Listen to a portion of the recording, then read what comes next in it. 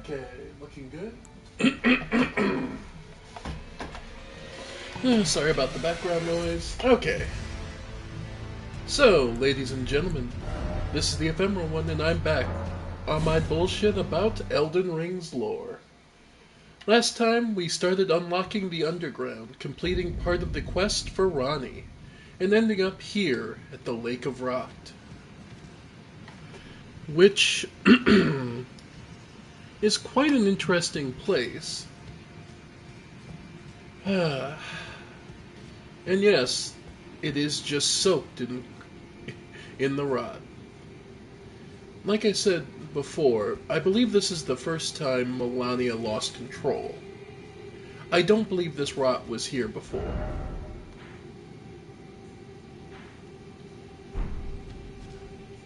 Or at least it was nowhere near this severe.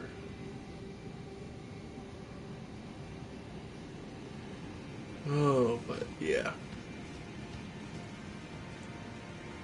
Yeah, we'll get to this place in a moment. Alright, before we start running in, because... yeah.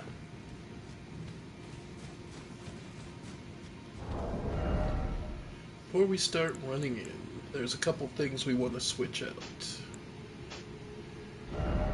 For one, the immunity focus. Don't have the second level immunizing horn, so...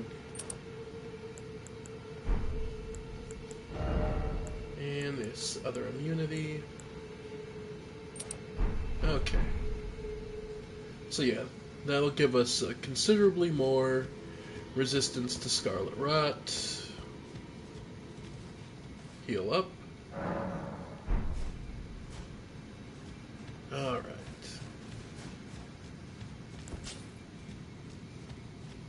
Now, this place is rough. Suffering, oh suffering. And the obvious solution is not possible. By that, I'm of course referring to the one thing that would make this whole area so much easier, Torrent.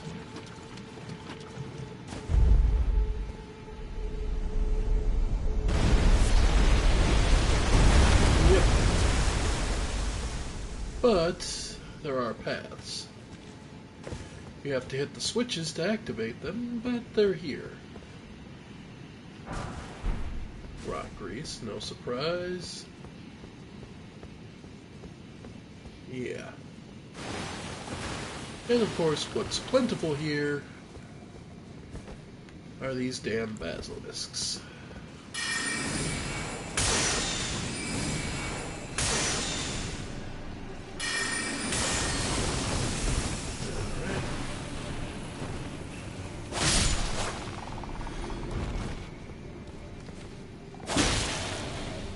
Yep. Luckily, they're soaked with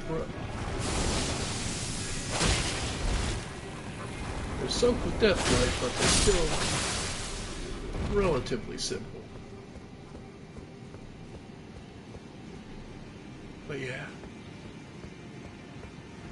be prepared because there's going to be a lot of these guys. And as you might expect, if only had the necessary item. Scarlet Rot, oh Scarlet Rot. And if only there was an easy way to deal with this. But best buff I can give is that resistance buff from our Physic and Rod.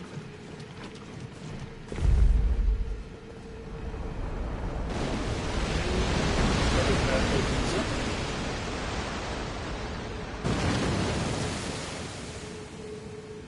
And one is well above the others. And yeah.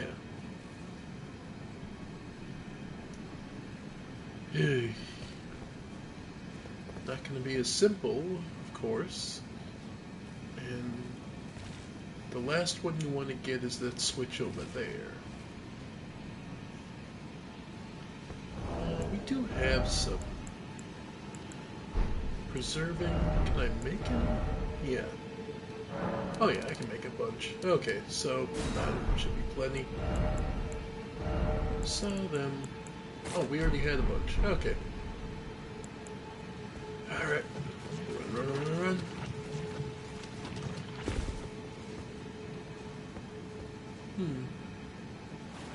But yeah. I'm truly of the personal belief that this wasn't always.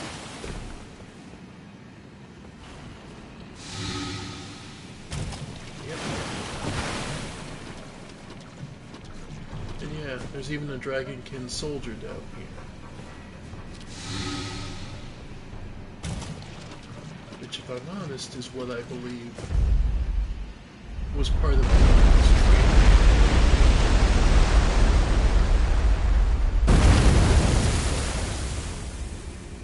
was something she couldn't win against initially.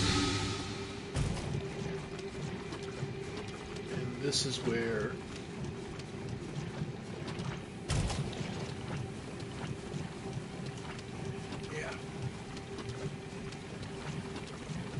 luckily once you're infected it's not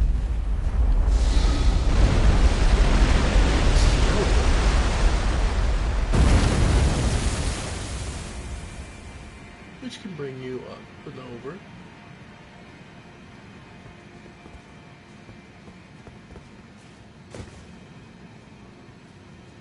As well as around.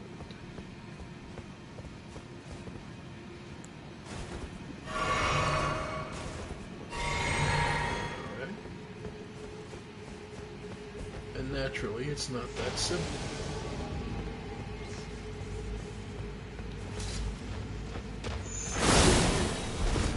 This is a type of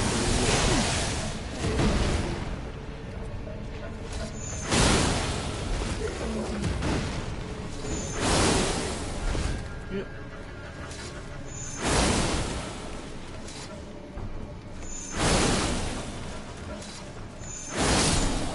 Features of stone. The Alabaster Lord's sword. Great sword forged from a blue-white meteoric ore. The blade conceals gravity-manipulating magic. A weapon unique to the Alabaster Lords, a race of ancients with skin of stone, who were said to have risen to life when a meteor struck long ago. Thrust the armament into the ground to create a gravity well. In addition to dealing damage, the attack pulls enemies in. Has a greater effect than gravitas. So, they came to this planet from me. They were one of the earlier primordial beings, the earliest ones. Probably the ancestors of the Claymen.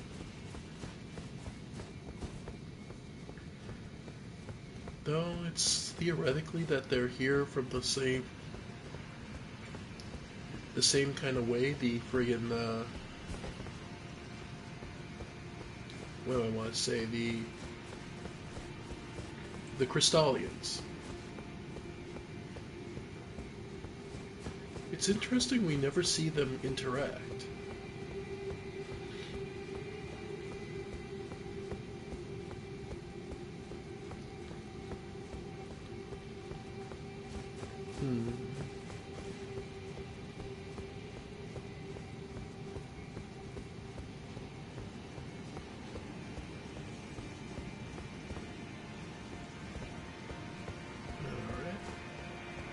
So this is a one-way up. And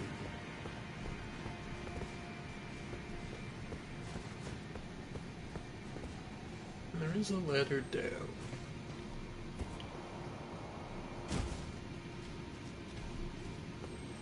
But yeah.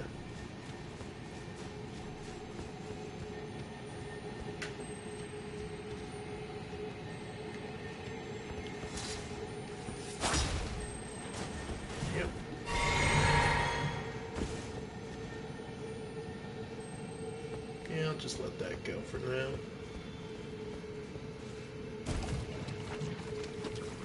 Yeah, not much for it. Wait till we get closer. Aeonian butterflies.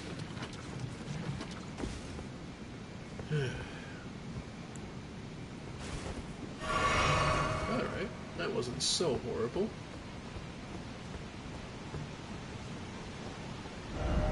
Race ahead, let there be joy. Yeah. You'll go through a lot of death. This underground area is one of the rougher ones.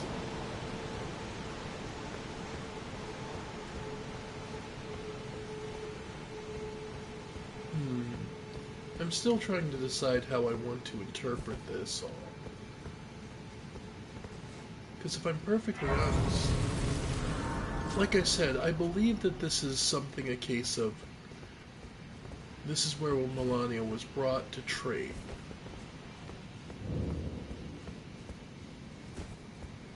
And to understand the rot.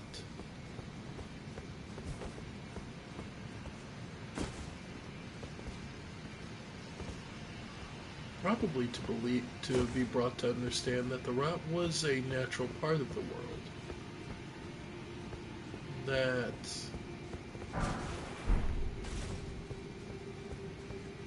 she needn't fear it, and that it is something that naturally happened.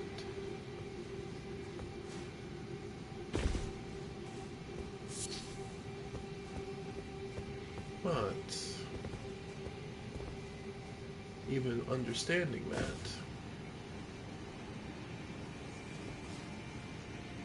there's still more to be seen and understood.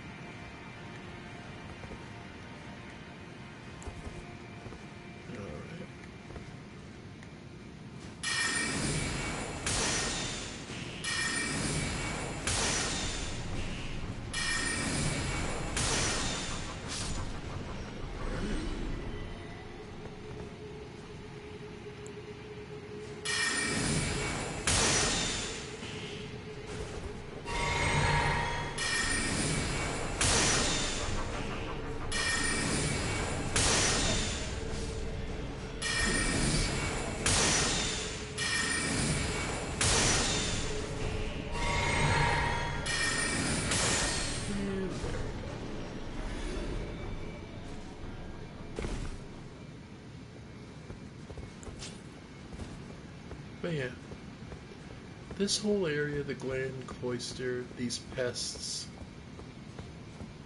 the fact that it's all dedicated and all underground would initially lead you to believe that this is something ancient, something that's been here forever. Unless the rot is relatively new and was simply covering over an old Noxian temple, which is an entirely possible interpretation. I mean, all this rot and decay here is often just kind of a side thing.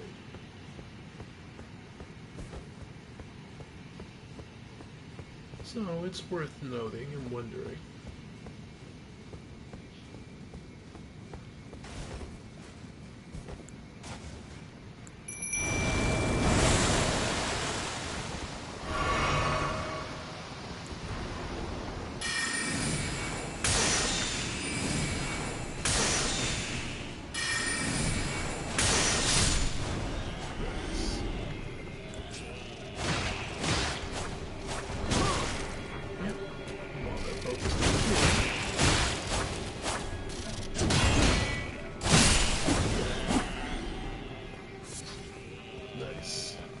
And here comes another one.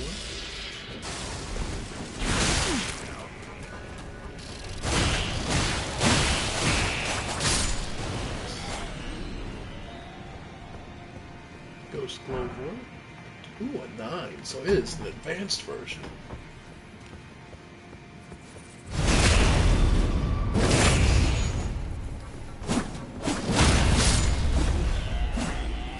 mighty good on that.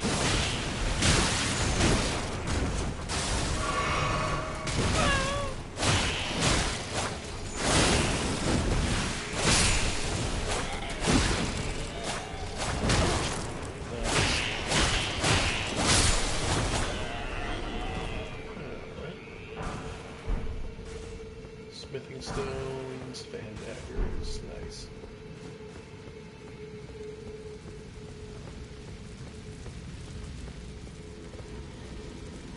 Alright.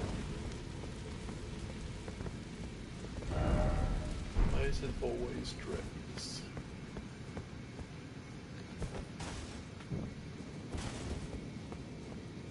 Yeah, all the way back where they're worshipping. Scorpion Stinger.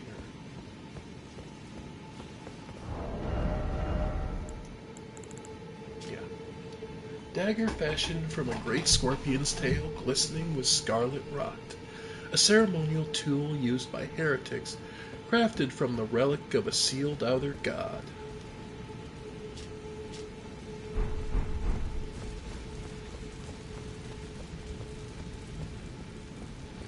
Okay.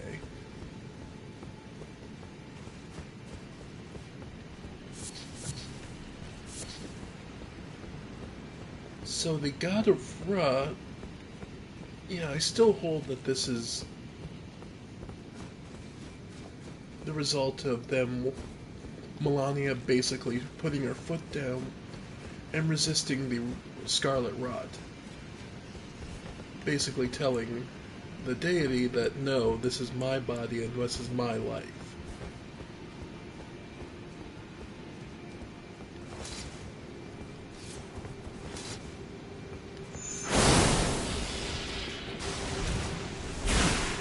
Okay.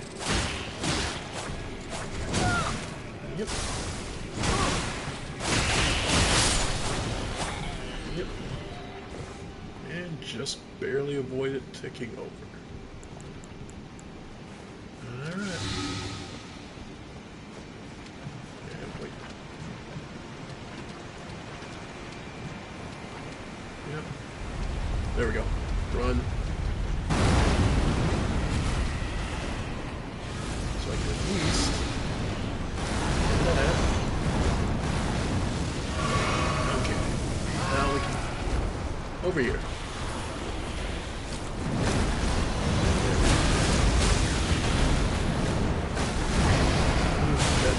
That one just terrified.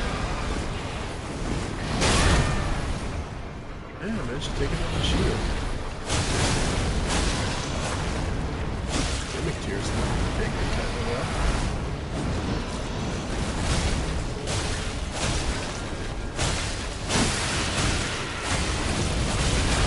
Get away, get away.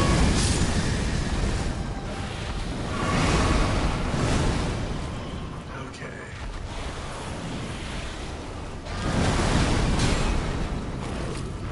Got caught in the backswing. Alright, it's stomping, it's angry, no big surprises there.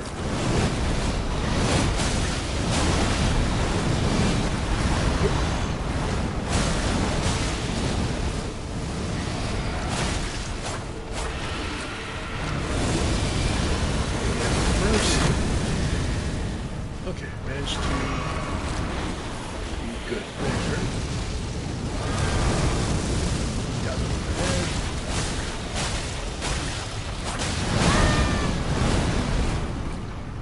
Alright.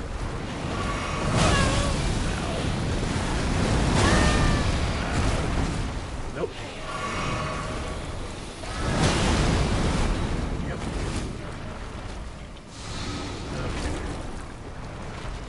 Okay, because it is just infecting Scarlet Rot just by being near it.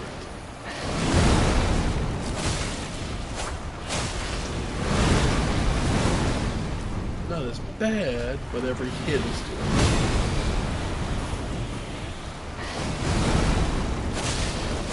At least it's not as bad as certain other bosses in like Bloodborne. I'm looking at you, Matthews. I remember you. So close. So close.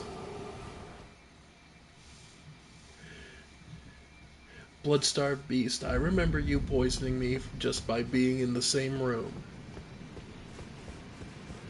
Some of us do remember that fight.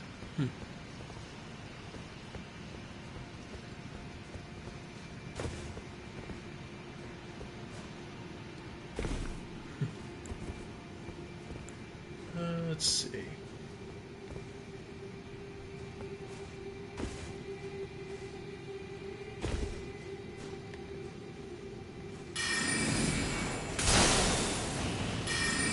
Okay. So fully powered comet, it's 2 shots.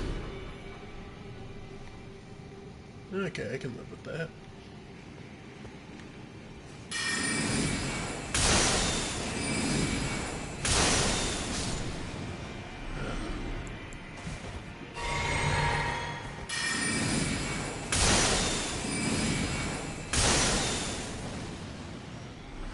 There we go.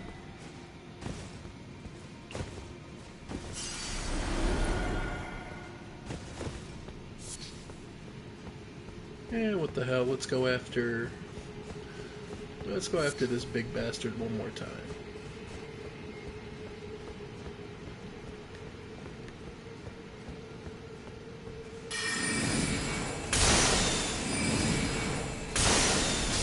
Okay.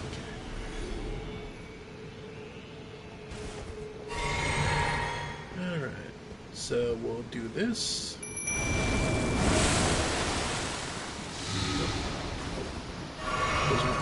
Doesn't do that. Get the free hit. Alright. Gotta get pissed. Alright. There we go. Alright.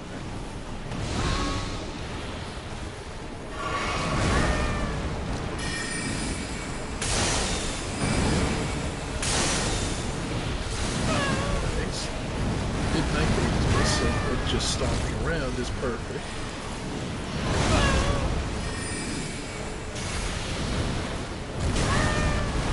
Yeah. Just let it kill itself.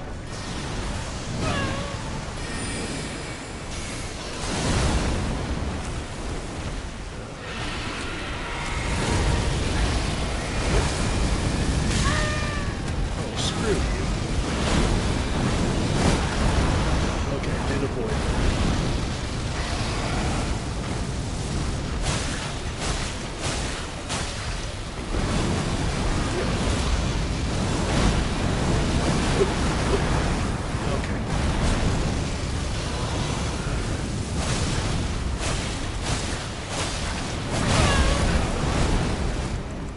Okay. Up.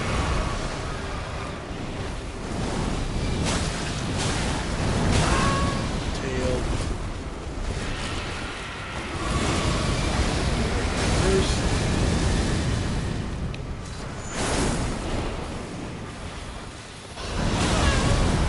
Ow.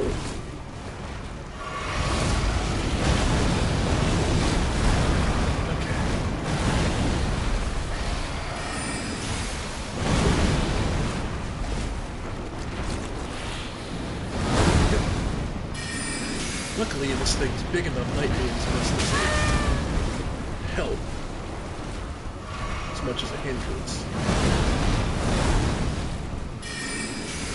Yeah. And that should be it. Got it.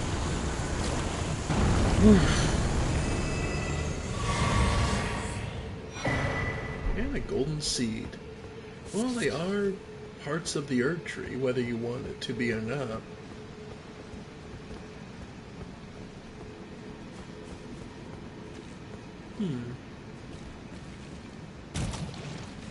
Are those nascent butterflies? Nascent butterflies only exist in the Eternal City, are rare outside of the Eternal Cities. Which, this architecture very much reminds me of them.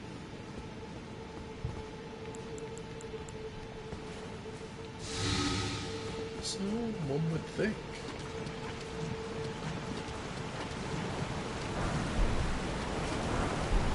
There we go. Yep, and we're good.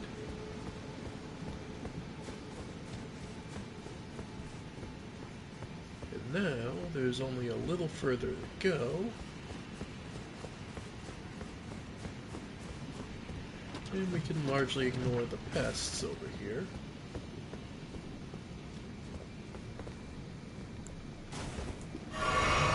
We got the help from the mimics here. These are all obsessed with the praise of the outer god that's sealed here.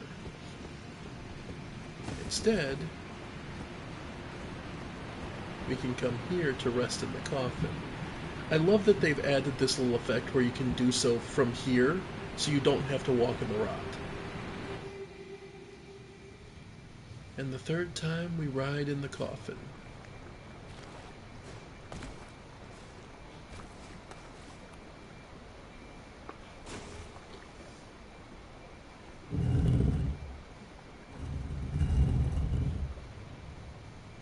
I believe this effectively loops us around, meaning this was a intended transport system.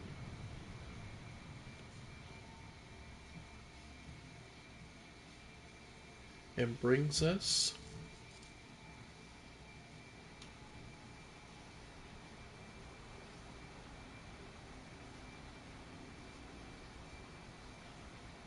to another cavern.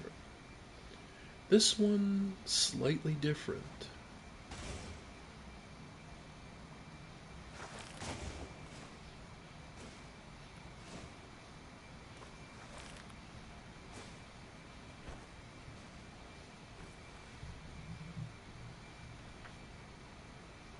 The mushrooms here, they resemble on a surface level the ones from this lake of rot, but they're far more luminous, and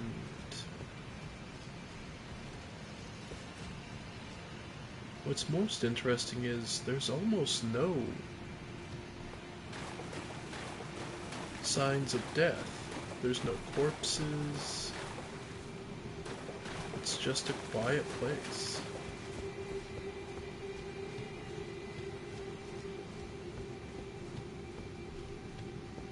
Oh, a stake of Marika still. But...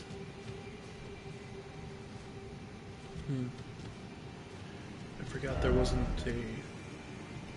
Well, we can't do this just yet. And there is no... As I say, I don't think there's any way to summon here.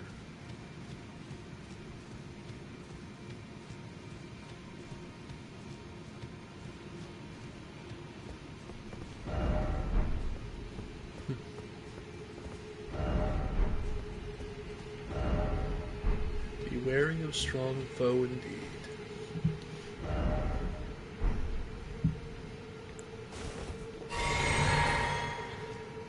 Yeah, no, we're not ready for this. Let's go somewhere else.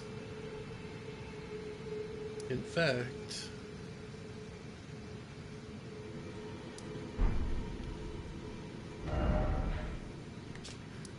one item we did get from Roddy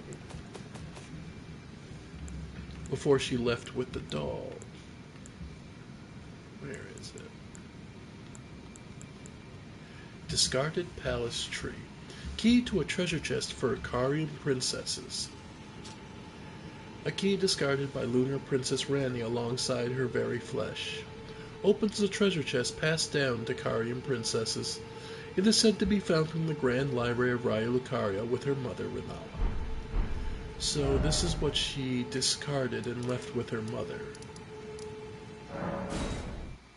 Well, let's go see what that is. Where did ye flee, my sweetings? Come out from whence ye hide. There are books and light aplenty, dither not. come out, say I, or will ye be gravestones, to be better born anew?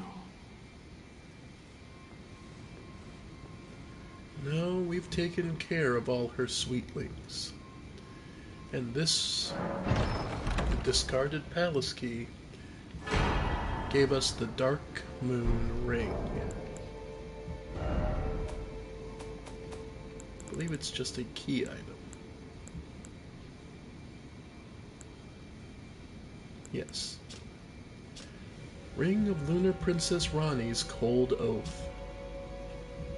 Ring depicting a leaden full moon, symbolic of a cold oath.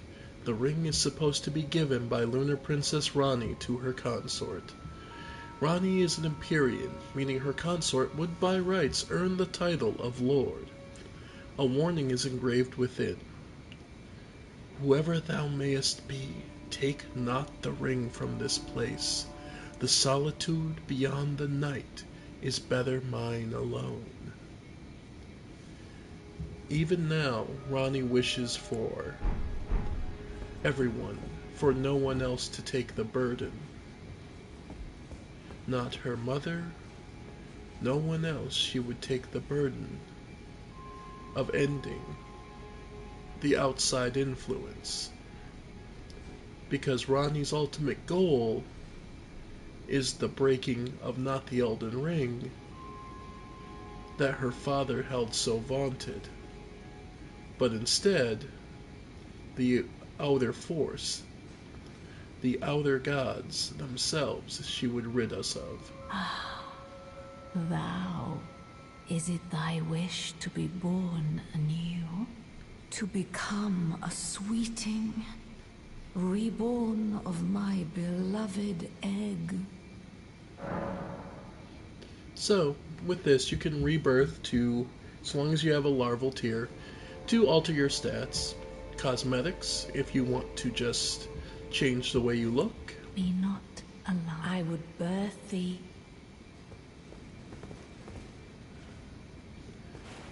Now, as far as it goes, I'm trying to get you a good look inside the amber egg here.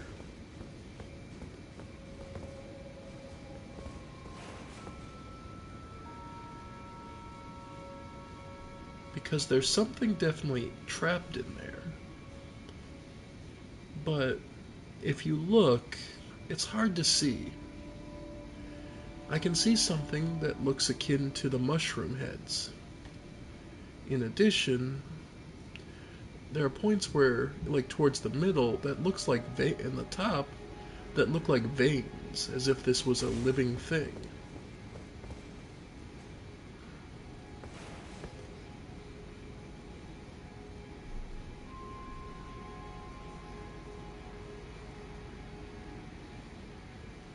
Because this rune, I think, is a little different than the others.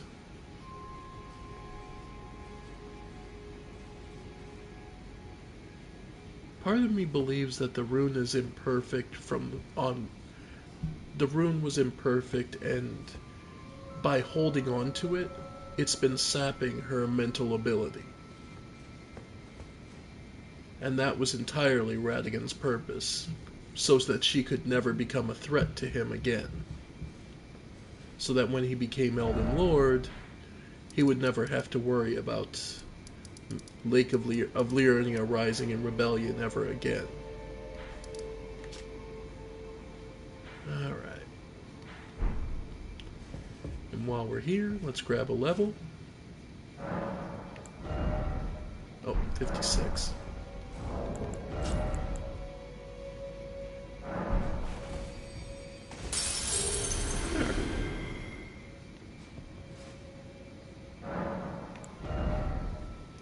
So 30, get some more casts, then some more swings, and then we'll start working on some dexterity, I think.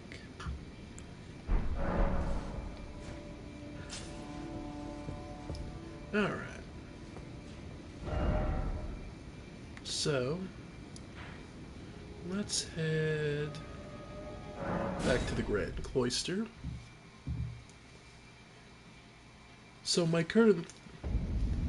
And we'll head down one more time.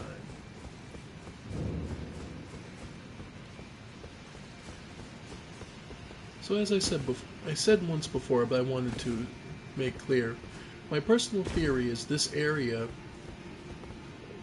wasn't always overrun with rot, but this is one of the training grounds Melania used when learning to control her abilities.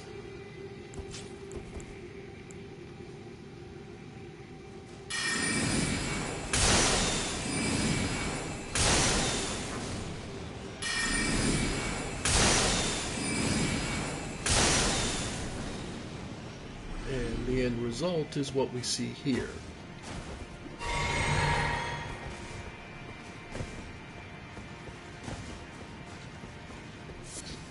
And that it was only due to the one who trained her sealing the god of rot away.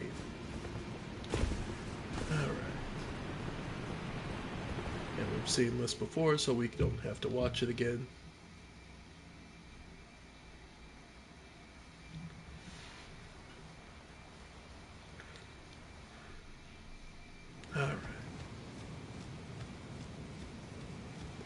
Alright, so now we can head into this boss fight. And... oof, what a boss fight. Let's see. Okay, I won't need those anymore.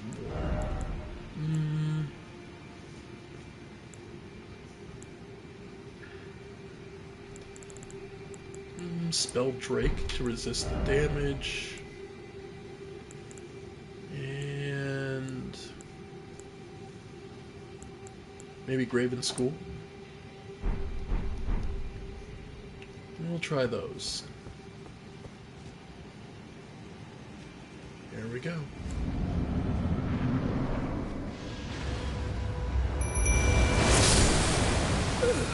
Okay.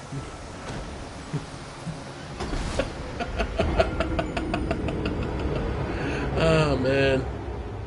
That's too funny. You can't make that up.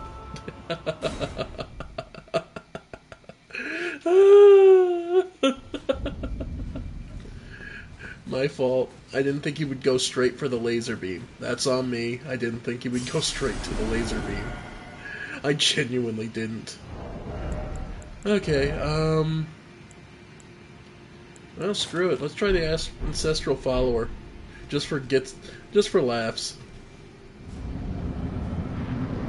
I forget if he always goes for the laser beam. See, he doesn't always, so it does...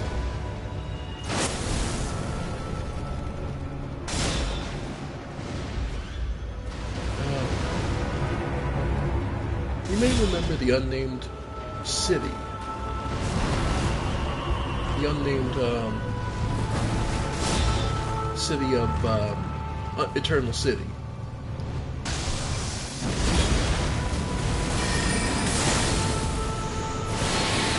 Yep. The unnamed Eternal City. Basically, you're probably wondering where the Starry Sky was. Well, here it is.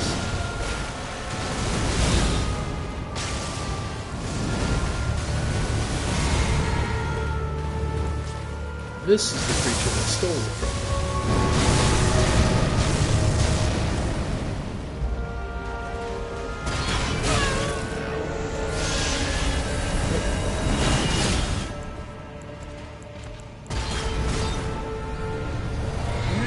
Ancestral Power is an option. It's a little weak for level. Yeah, you get comboed by this guy pretty easily. But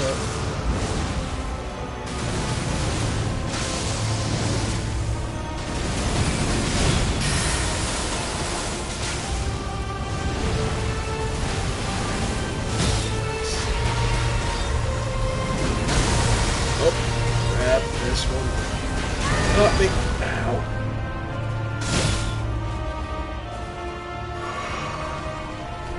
No, just for being an F+1, that Ancestral Folly is actually doing pretty damn good.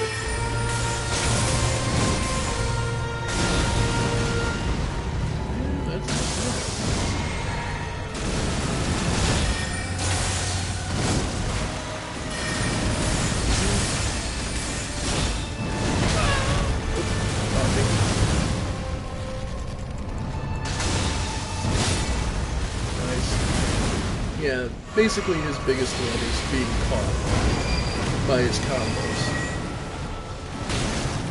Oh! Ow, ow, ow, ow, ow, ow, ow, ow, ow, ow. Completely forgot about that grab. Oh, wow.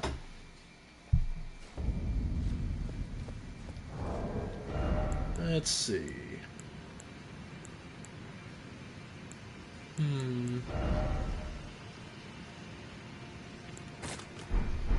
Yeah, why not try the marionettes next?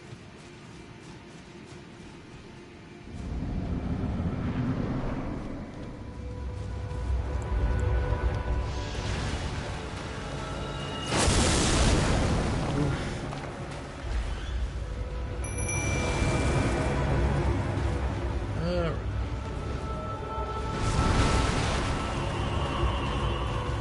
Yeah. And that tail is just ridiculously long, so...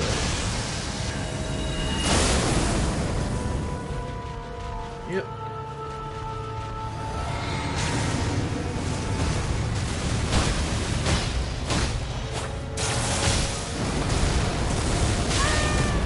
Caught me on the... Ugh. Ow. That hurts.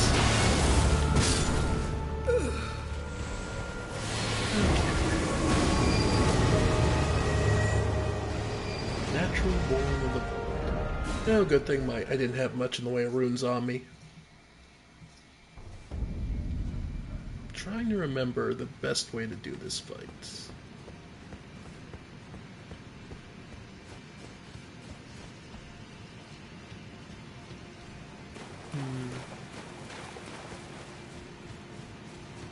Note, there's no way back. So the only way through is forward or to teleport away.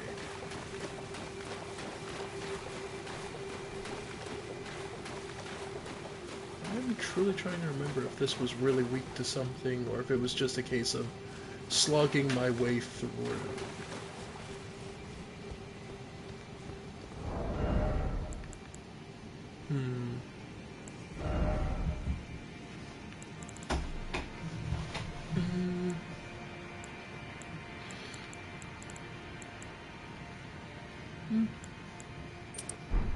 Push our HP up? Just enough to survive, maybe? Let's see.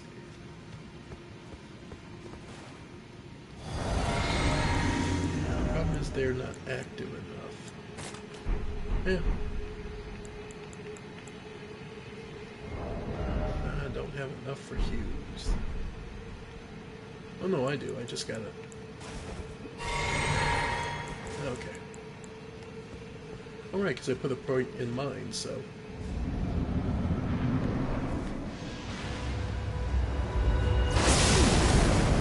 Wait. Okay.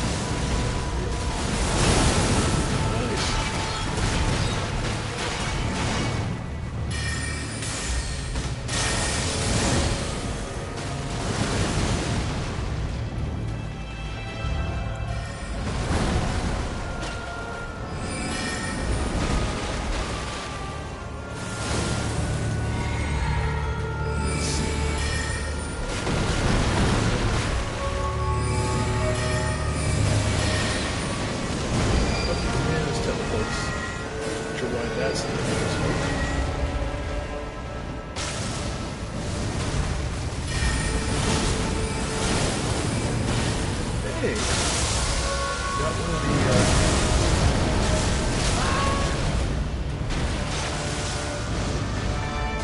we managed to get off one of the cannon behind us.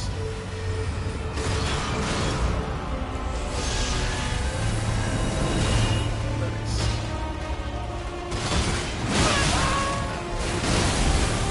Nice. Getting some damage off.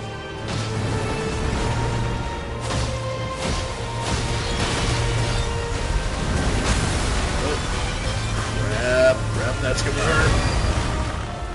Yeah, didn't kill me, so...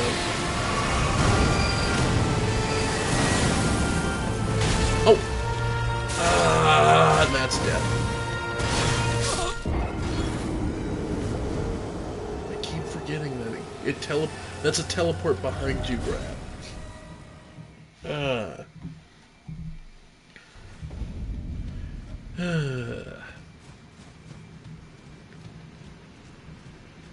Yeah, learning his tells is a bit rough.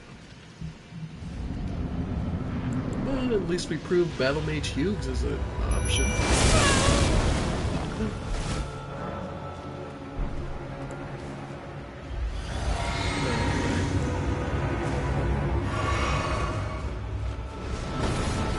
Man, that tail. Alright. Maybe I ought to just rely on transient moonlight.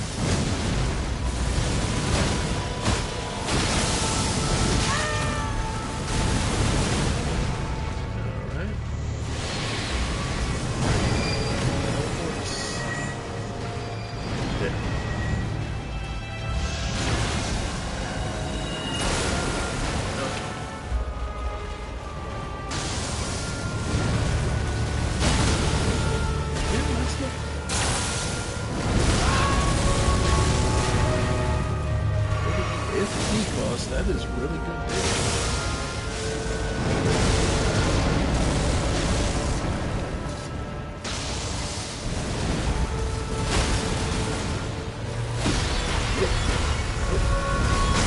Ow. Can't seem to get out of that fast enough. Okay, so that's when you do just have to run through.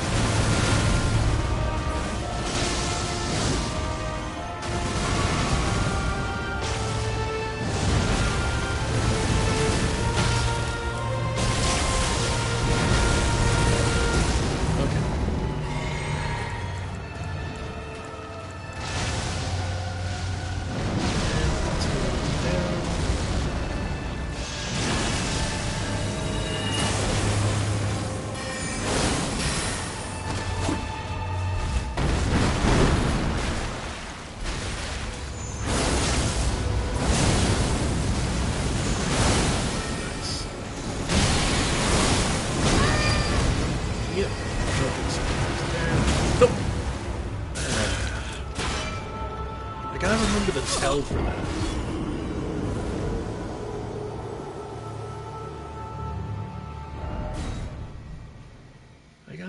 Okay, so I need to stay locked on so I know what the tell is for that. Let's see.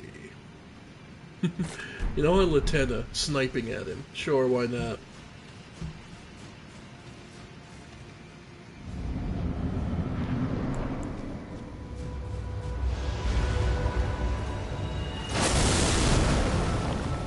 Took it on the shield pretty well.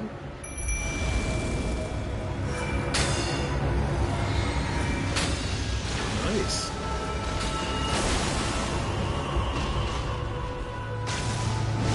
Yeah, no. He's got some decent range.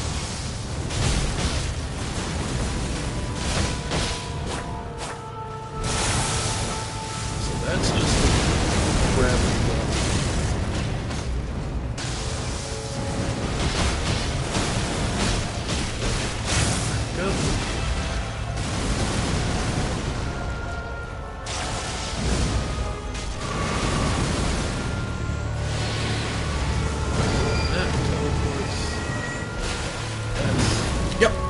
Which way do you roll to get out of that grab?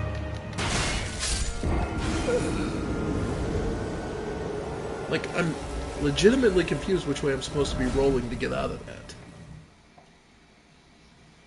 Or do I just need to time it perfectly?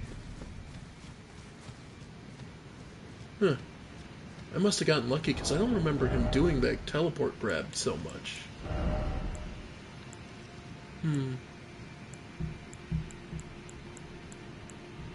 Yeah, I might have just gotten lucky. Wouldn't surprise me.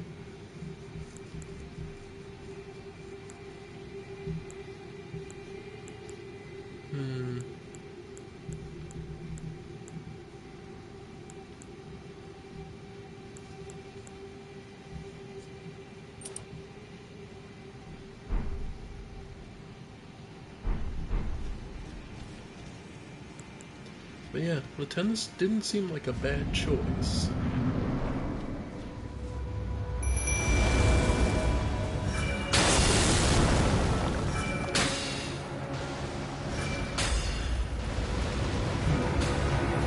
As far as the idea behind Estelle itself, it's a natural born of the void, which means it comes from beyond this world.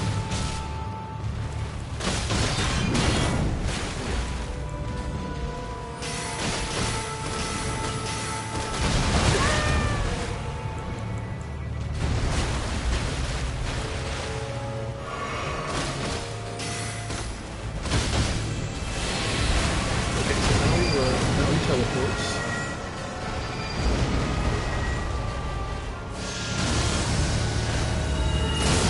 Yeah, let's say pretty much I can take that on a shield with no issue.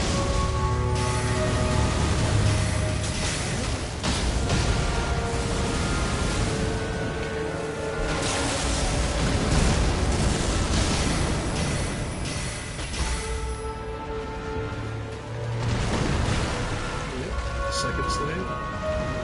Going toward the Tenna, but he's too far.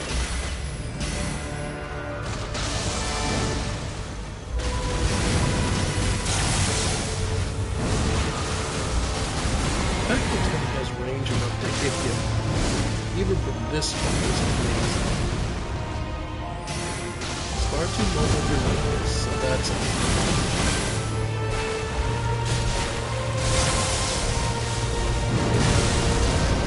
Grab these and try and to basically knock you away.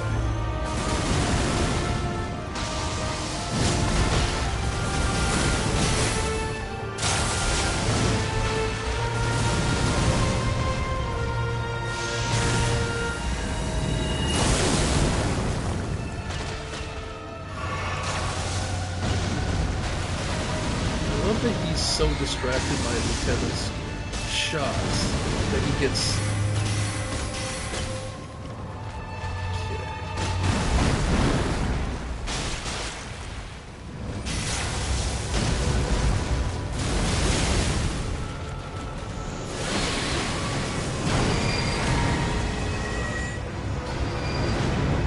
There. Oh, the big shots. Okay. Nope. I recall having managed to figure out a way to dodge that, but I think it was mostly just instinct and luck.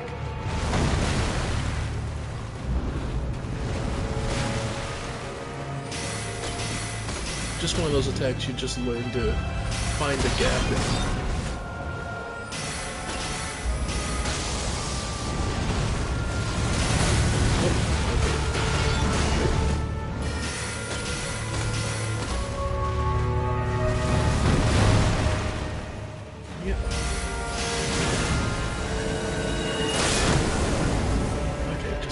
Too close for that one. Now he teleports. Nope. Oh! Damn it, which way do you roll for that?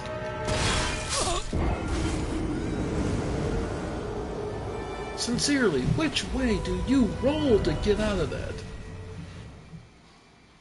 Towards him? So do I roll backwards into it?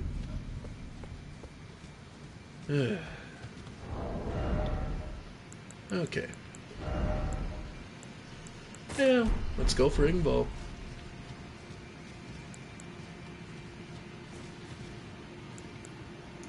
Night Comet.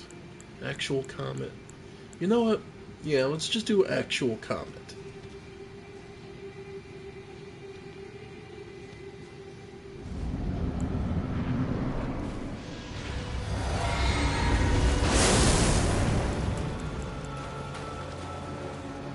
Alright then, well, time to get to work.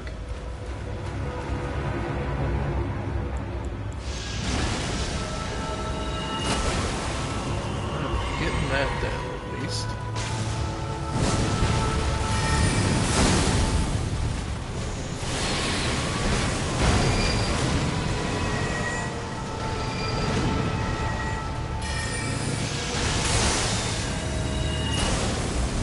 Got that down.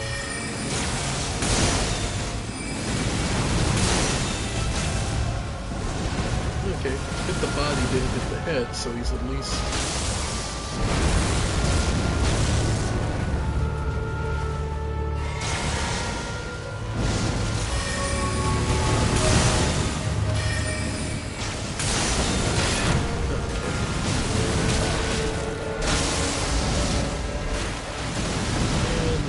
just taking damage left, right, and center without actually getting it.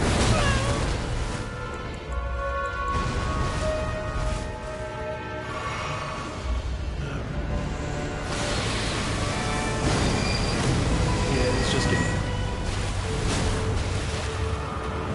That time he was just not targeting.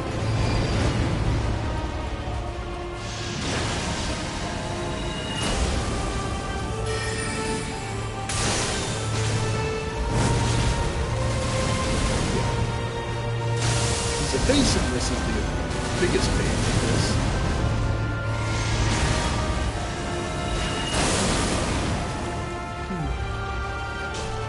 Maybe he just seems more... I want to go to the Nightmares. He kind of seems more mobile than he actually is. Because it does take a long time to set up for his attacks.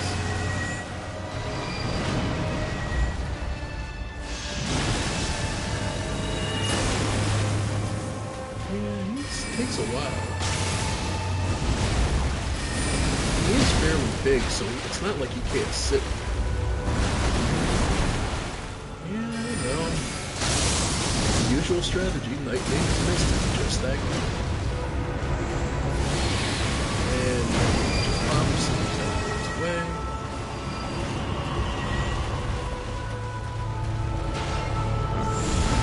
This...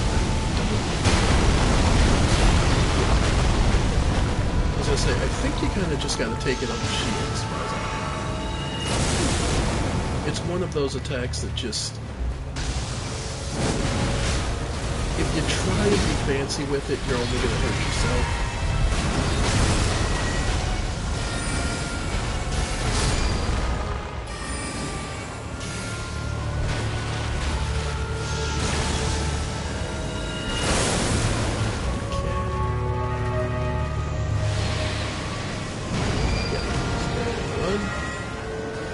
Probably gonna try the grab. Nope, he's going back for the moves. Okay. Yeah.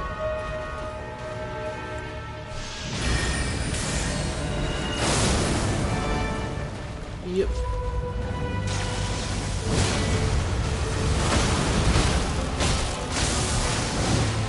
Put that back on.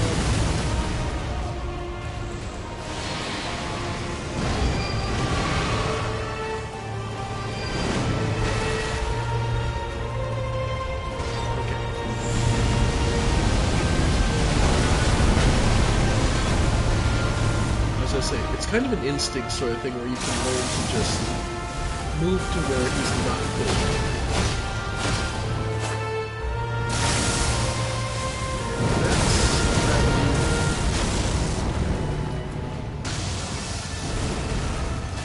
This is where you can get some free damage as he swings back.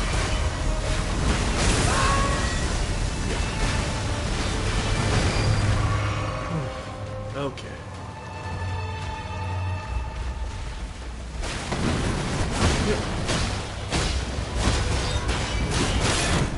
Okay, got it.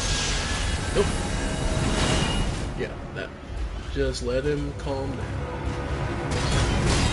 Yep.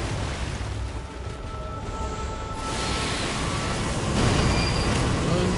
In case he does the grab. Ow! How the hell do you get out of that?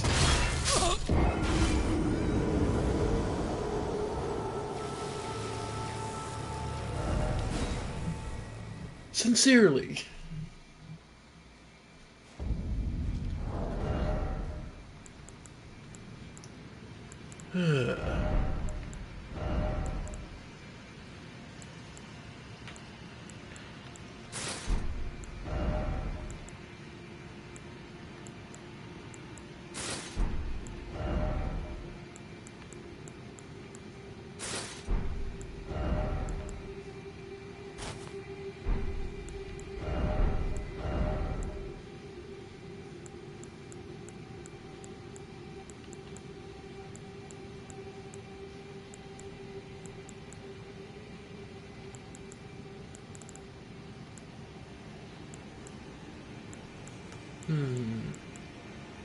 Just trying to think what'll help with this. Okay, we saw Engvall is pretty much useless. Stormhawk? Yeah, why not?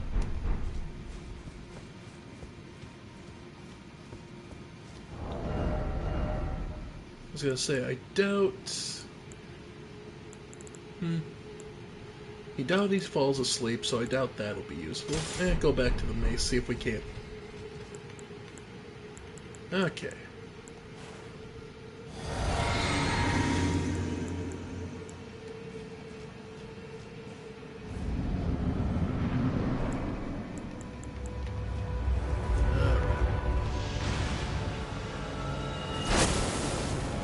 And there we can get the hawk out.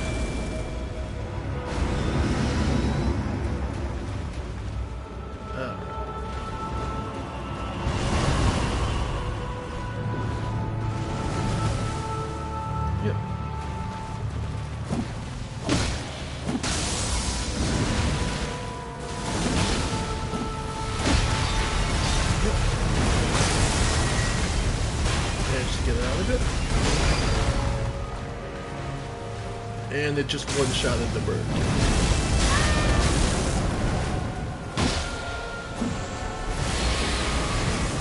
Of course. Gravity magic, I figured, but I had to try, folks.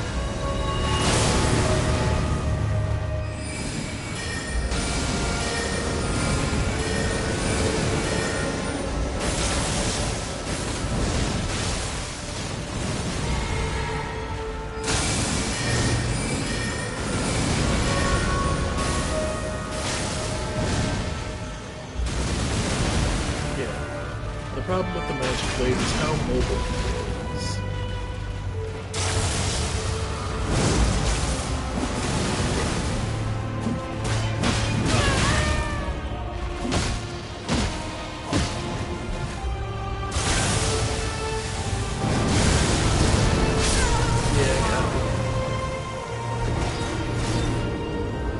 Well, at least we took a less. Because gravity magic, I believe, is partial physical. So your armor does make a difference, which would explain why my more melee-focused build didn't make me think much of this fight. Okay. Just trying to think. Any other spells I got? Glintstone, Loretta's Great Bow, Stars of Ruin. Stars of Ruin would theoretically, but his magic resist is high enough, I don't think it... it just kind of does chip damage, so... Alright, the birds weren't much. He hits areas so much that the lone wolf ashes probably won't do much. Yeah, we'll try the spirits. Because they're a little more mobile, so they may be able to help against this. Then again, canonically, the Nox did get worked by this guy, so... might not be the best choice.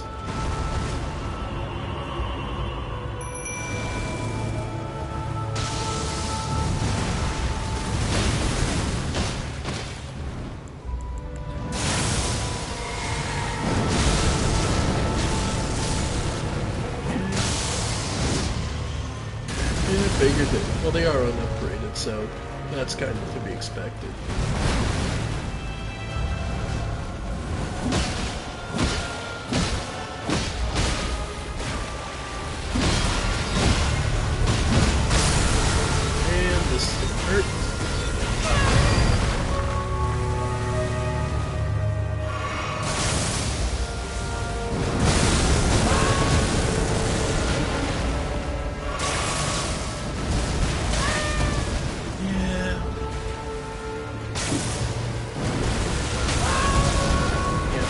is going to do as long as you're underneath the flames.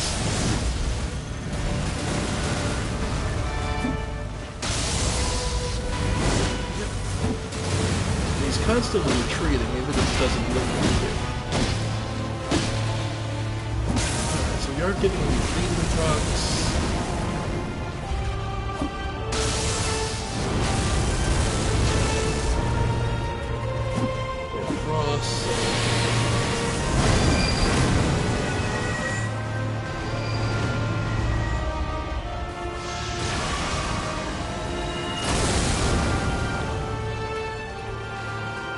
So we'll need to figure out something else. Maybe he's weak to fire?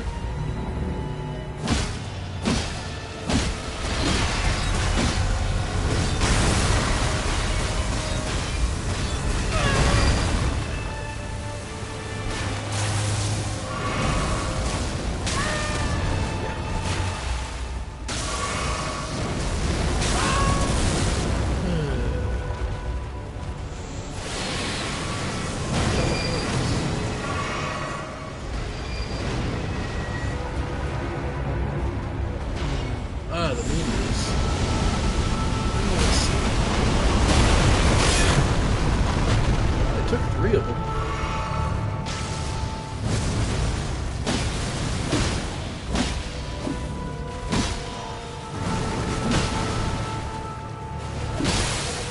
Oh, there. Got a bleeding proc.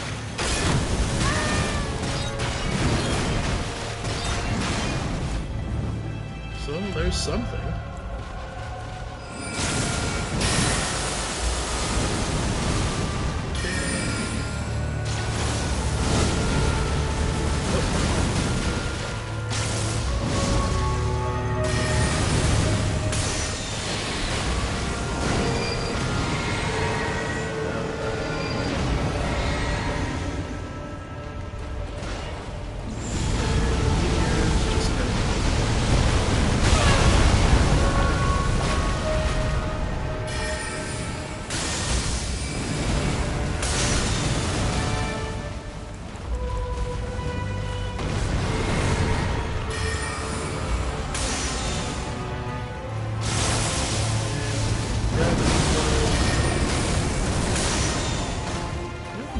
That's a hit.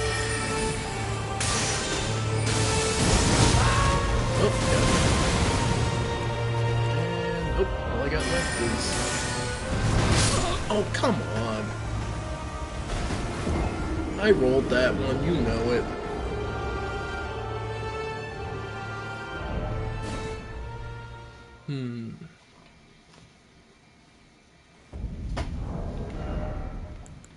I feel like I have the tools, I'm just not properly using them.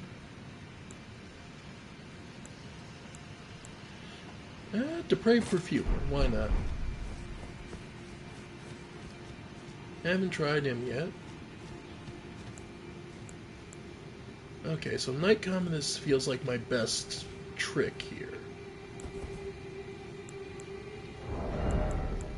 Get rid of that.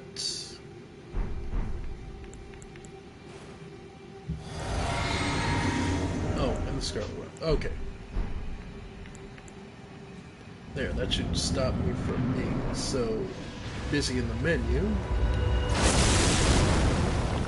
Okay.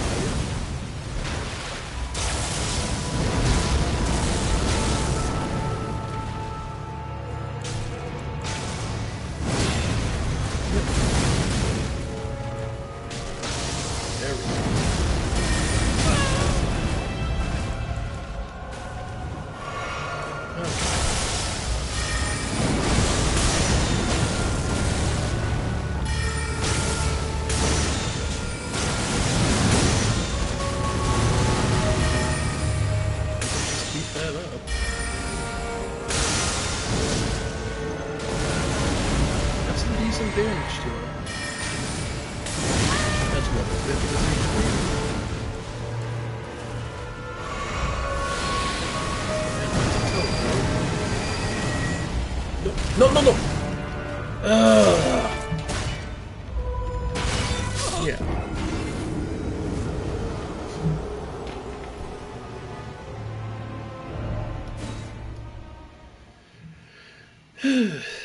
Such a pain. But this guy is pretty...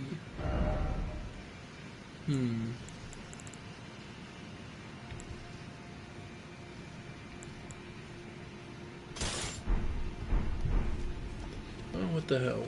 We'll give Rogier's weapon a try.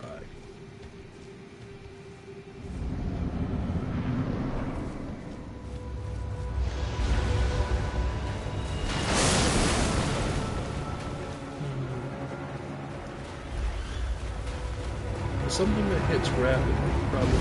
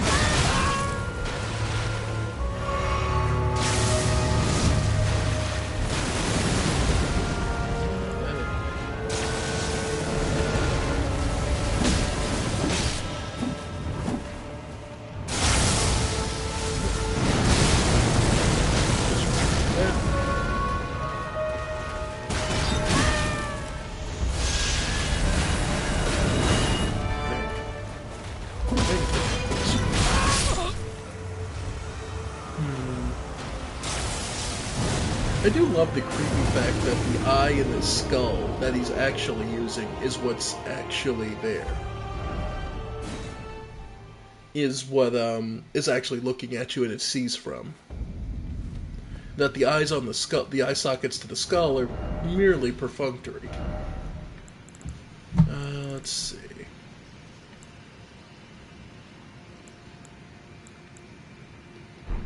Oh, what the hell.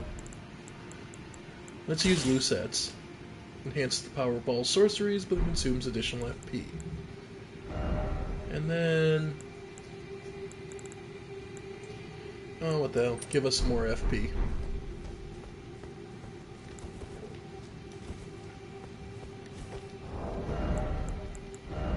Perfumer didn't seem to be really worth it. I still think Mimic Tear is probably my best bet. So dodge the first one.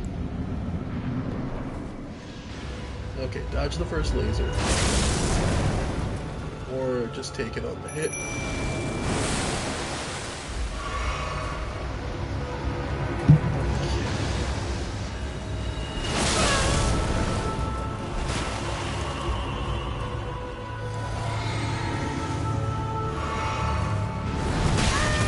Oh, screw you.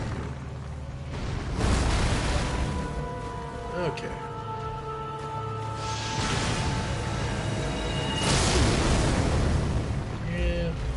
Just looking to get in close. Nice.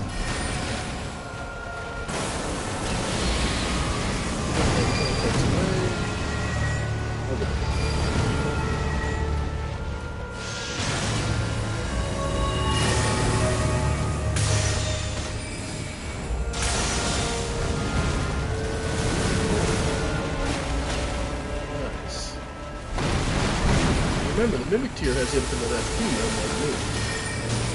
But he also switches spells.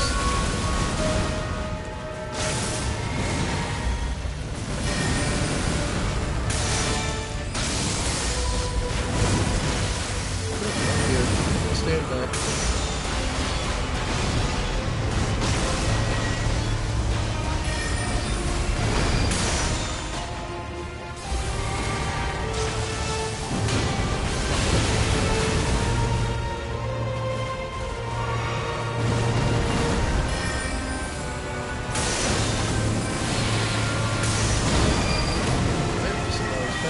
HP, so yeah, I was right. I'm making the right call here, I think.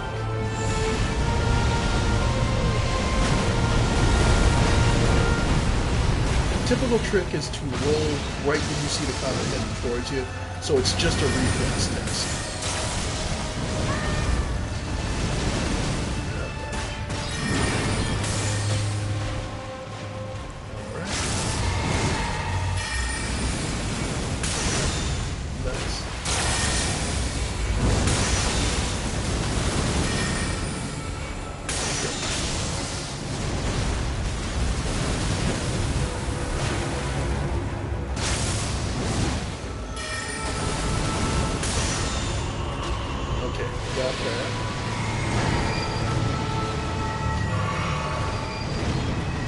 Now he's probably going to go for the meteors again.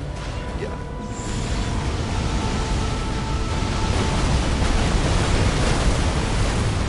Usually there's about 3 shots in your direction at any given time.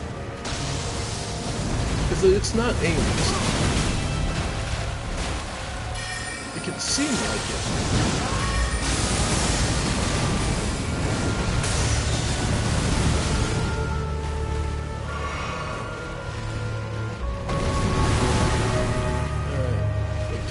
Here gets some attention. Okay. See if I can... Nice. Yeah. Okay, he's got us pinned. And we got him.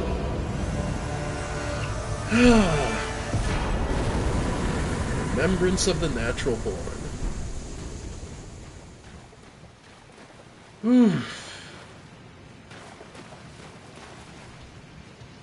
Way. But yeah. So, the stars that would normally be here over the nameless Eternal City are in this little cavern because Estelle stole them, basically devouring its magic because it couldn't leave. It more than likely it was dispatched here. Well, let's look at the remembrance and see. Of Estelle, natural born, hewn into the Erd tree. The power of its namesake can be unlocked by the finger reader, alternatively can be used to gain a great bounty of runes. A malformed star born in the lightless void far away. Once destroyed an eternal city and took away their sky. A falling star of ill omen. So the Greater Will dispatched Estelle when it realized that the original attack, crushing the cities, didn't destroy them. But Estelle only managed to find one of the 3 cities. And it's been plumbing the depths ever since.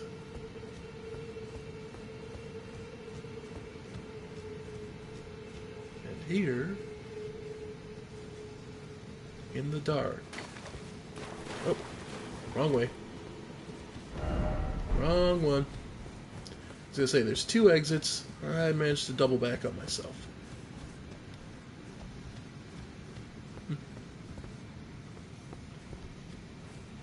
Okay. But Estelle is one of the harder fights. You're alone, and you have to figure out his timing. And that stupid grab I still never figured out how the hell to get out of.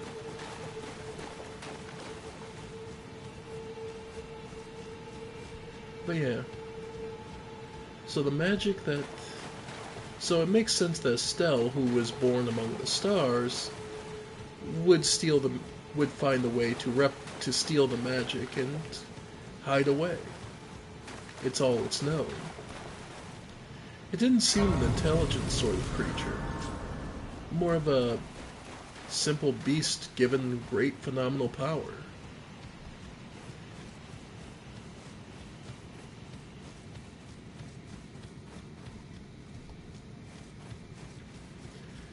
Yeah, it did serve its purpose, though. But, finally, we come to our reward. One of the faster elevators, too. Oh man, this must be disorienting as all get out. But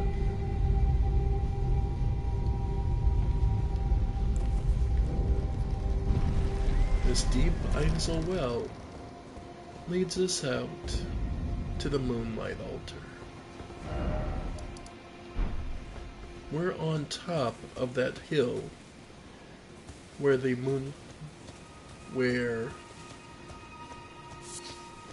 basically where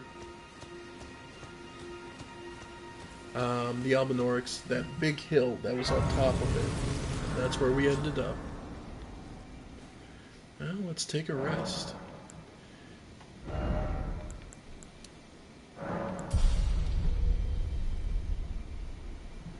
So we managed to make it this far.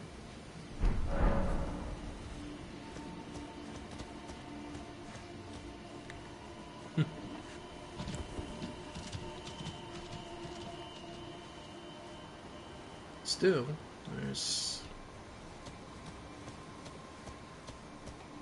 Note that this place is constantly under moonlight. Though it's clear it's not natural. These lights, they're coming from somewhere.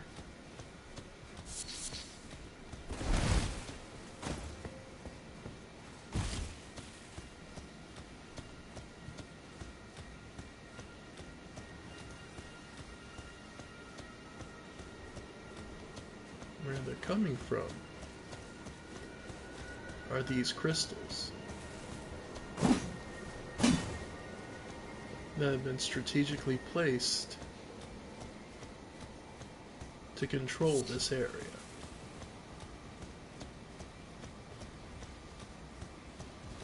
And hidden amongst the crystals here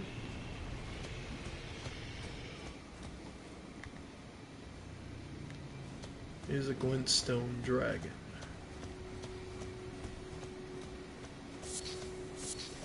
But we have no business with it, so surely we can just be on our merry way.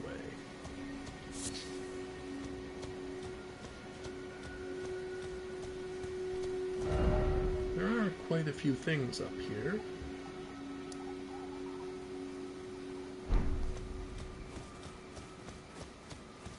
For one, ruins here.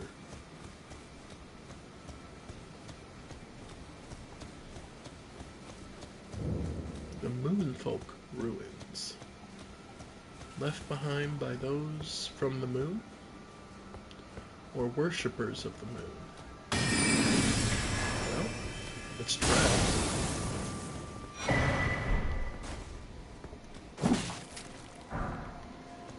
The other place we saw these traps was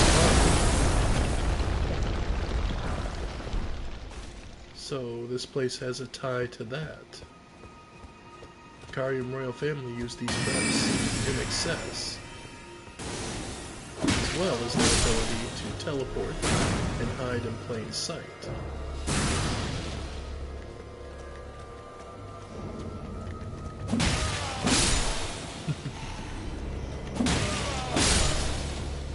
In other words, this is little more than another place related to the Carians. The question is, who had the magic knowledge first, the Carians or these moonfolk? Or did the Carians learn it from them?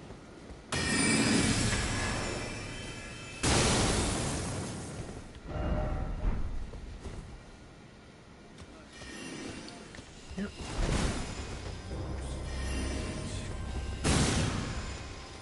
Yeah. And hidden body. Much.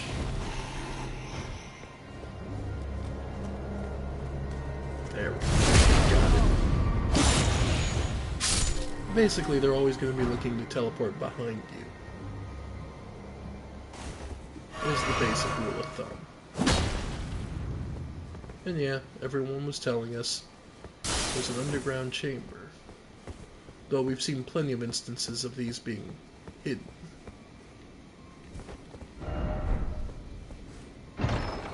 And here, another somber smithing stone. So, can't complain about that. Good materials. And note the way the light bent around there. That's because it's still daytime, but this moon is fully visible here.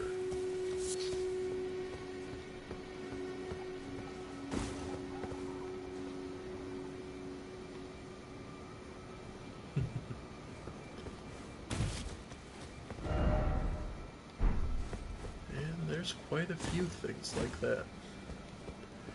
And the fact that Lake Liurnia is a pretty warm, temperate climate, but it's snowing.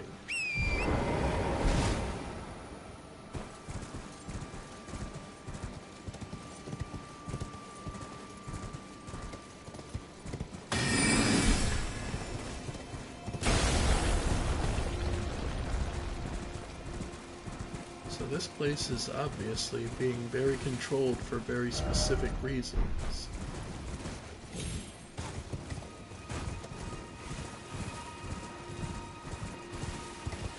There's the Glintstone Dragon sleeping. If we don't have to disturb it, we won't. Instead, we'll head this way.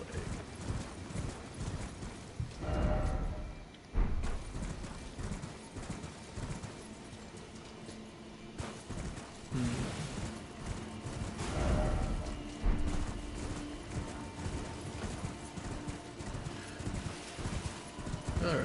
Well, I'll spoil a bit of the funny things. Because you might have guessed that there's a hint here. There's a lot of turtles and a vent.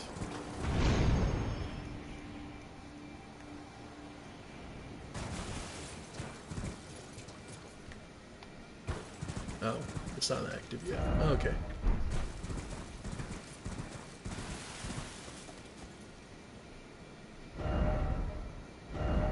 Oh, it's over here. Okay. Because, well, there's this jail. The Ringleader's Ever Jail.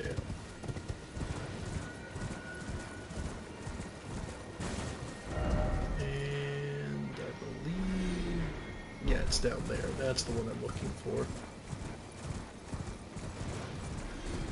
Which we need to go activate first.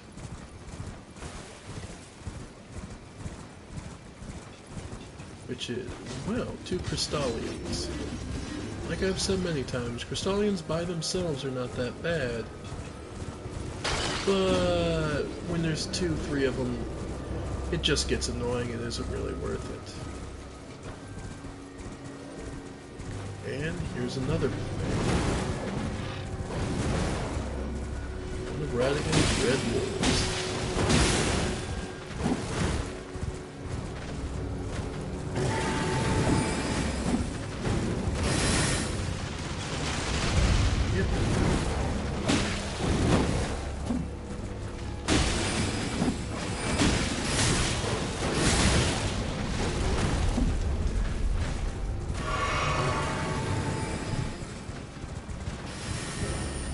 Yep. Ow. Yeah, but might be best just to try chipping at it.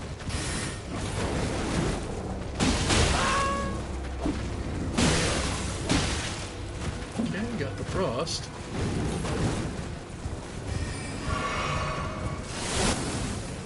Yep.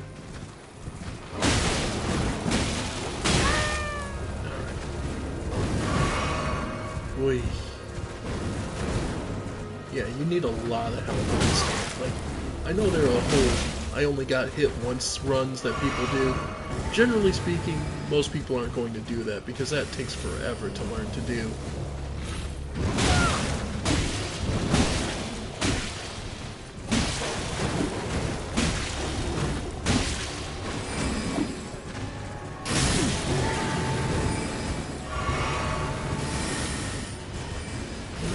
The time to learn that stuff because I work a full-time job. This is just stuff I do to unwind.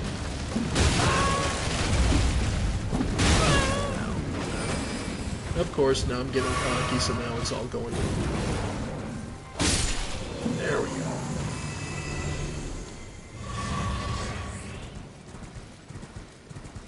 Alright. Smithing stones.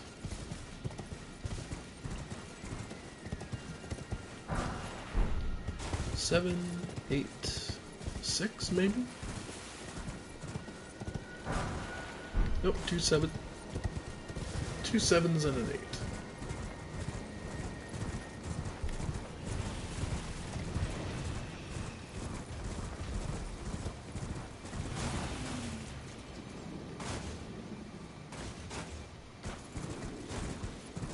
Alright, nothing down here.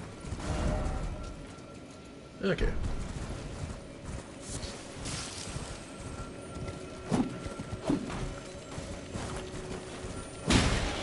There we go. And there's a lot of here. Yep. Some crystallians. Yeah, notice they just kind of go back to doing what to guard their crystals. They do a job, and that's exactly what they do. They care for nothing else. Alright.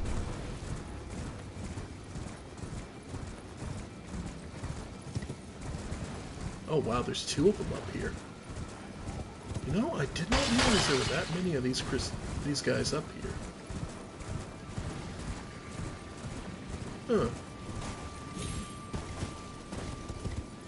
Did not realize there were that many glintstone dragons up here. Makes me wonder if they're actually... Okay, so... we saw the one set of ruins. So I think we need to take to the east. Wait, Old Albus. Old Albus is up here? I did not...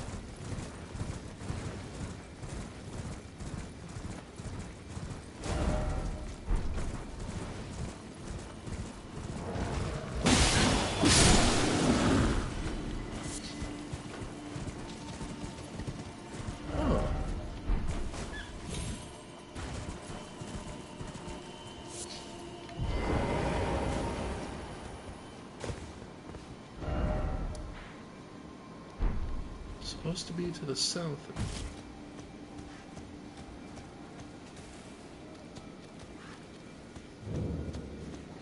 Lunar Estate Ruins. Okay, so further north.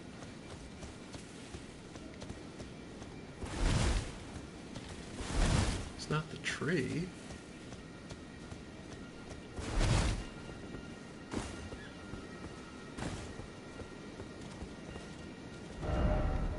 Okay, no, it's just the... Okay. I don't know why that didn't process to me for a minute. I'm like, what the hell's Old Albus doing? Yeah, no, he's downstairs. He's on the bottom level. I'm thinking, like... I thought maybe he moved up here. For what reason?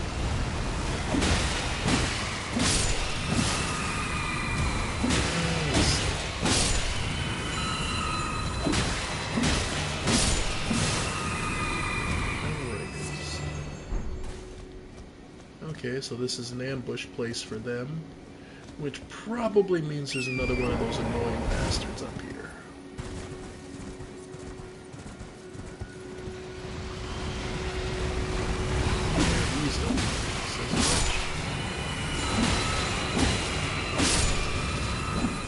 These aren't the problem. It's the frenzy one. Yep, there it is.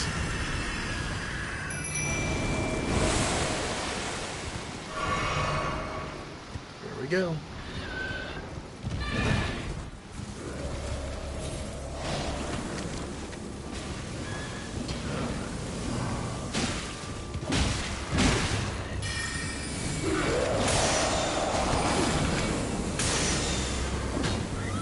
Luckily, the mimic doesn't care much for status effects.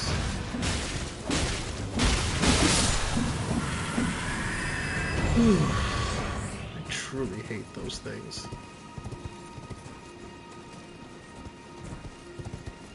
Alright.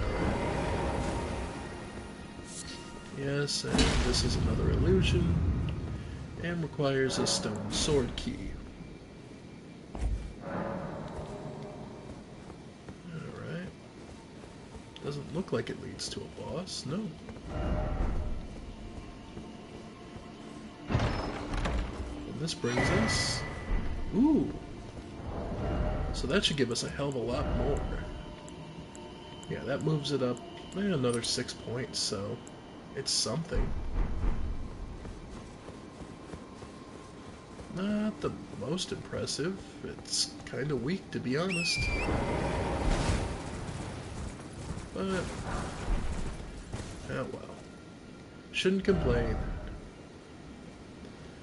Okay, so the Lunar Ruins, Lunar Estate Ruins. We found the underground, so the rest of this is probably just so much extra fluff and potential ambush. And another one of these, which I ain't dealing with. Yeah, no, I'm leaving.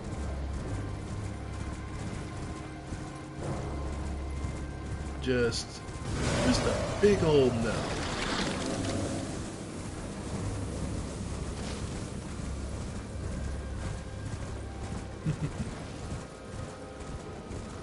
Yeah, no, I ain't dealing with it.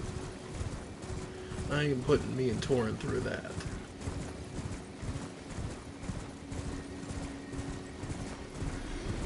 But, as ever, more white wolves. Dire wolves, which are sacred. Yes, if not sacred, then something the Carians very much kept.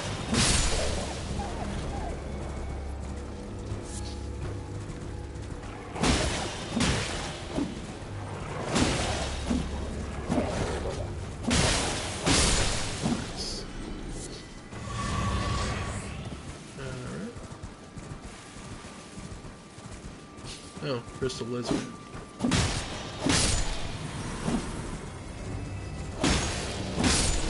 Crystal snail, maybe they're called? I'm not entirely sure. If they have official titles. Alright.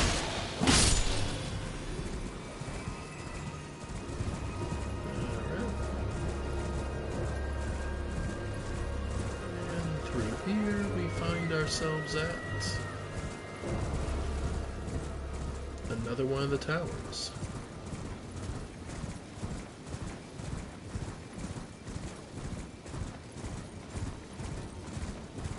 Alright. And one of the trickier ones, if I remember correctly.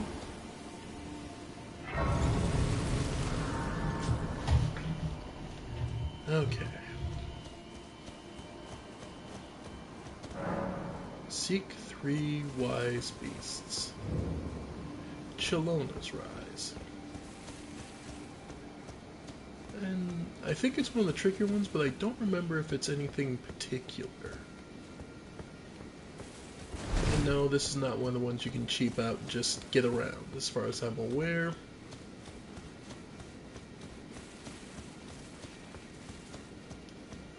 So 3 wise beasts. Looking for 3 turtles.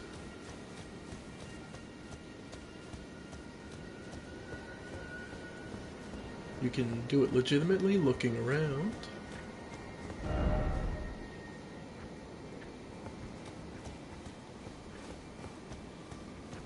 Offer mushroom. Seek down. Yep.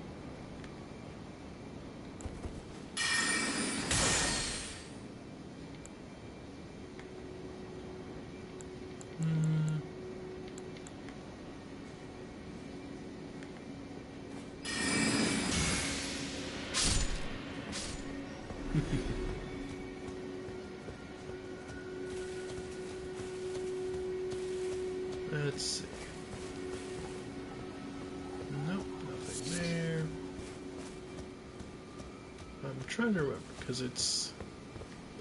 Yeah, there's the one on the cliff.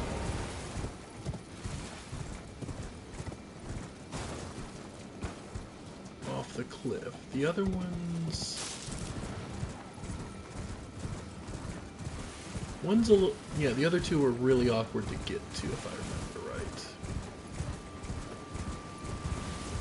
Because one's in the midair. Like that random vent, it's there. It's at the very top of it.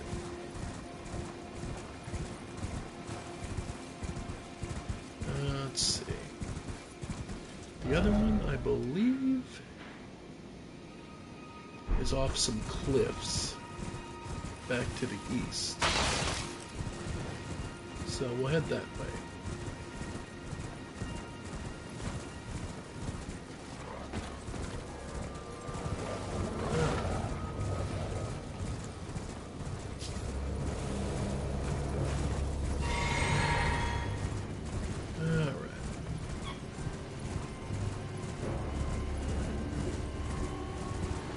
Because if I remember right... Yeah, Chilona's Rise is one of those... The developers started feeling cruel.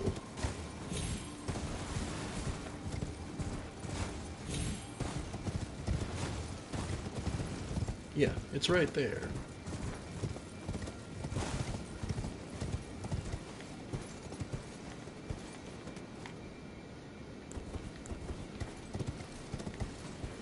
But no, you can't really...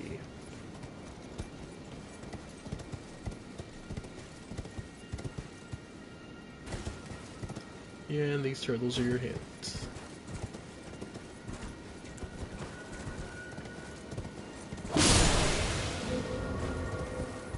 Number 2.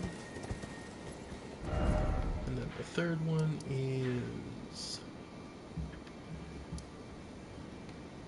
Yeah, we can take the Moonlight Altar.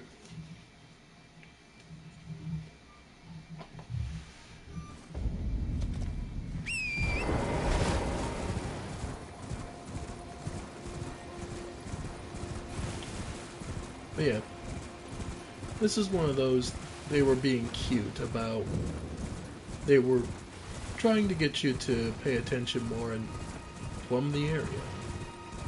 Nothing for nothing, I respect it. It's really cool that they did this. Okay, so it was, yeah, further east, down past the other dragons.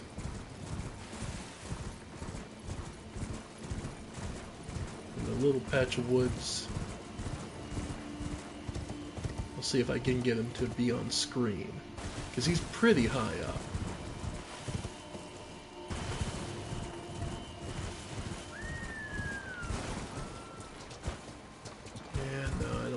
Get them on screen. You kind of have to just wait till you're at the top.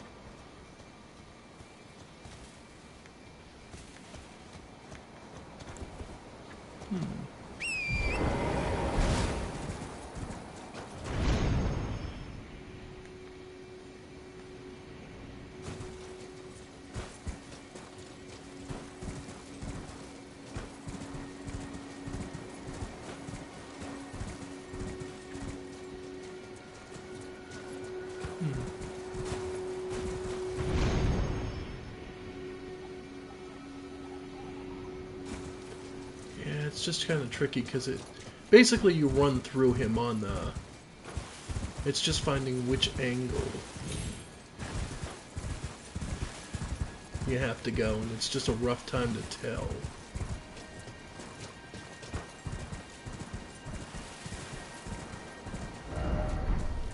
Joy ahead. There we go. It's almost impossible to see it. It's just one of those. It's one of those asinine things. You you gotta get lucky doing it. All right. But with the seal open, we can now enter Chilona's Rise.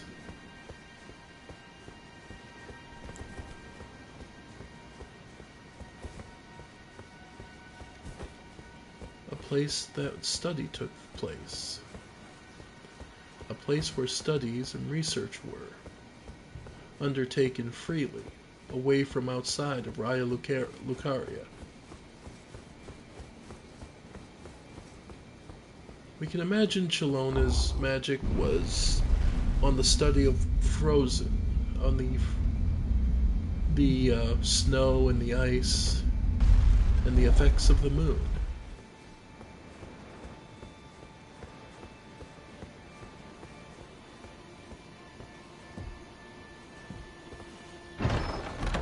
And hidden at the top is Ranni's Dark Moon, an amazing spell. Where is it? Renala's Full Moon and Ranni's Dark Moon. Both require very, very high intelligence to use. Sorcery symbolic of the Carian Queen. Legendary sorcery symbolic of the Carian Queen. Use the caster as a vessel to incarnate a full moon, then sends it floating towards foes. The full moon dispels all sorcery that touches it, and temporarily reduces magic damage negation for those who it strikes.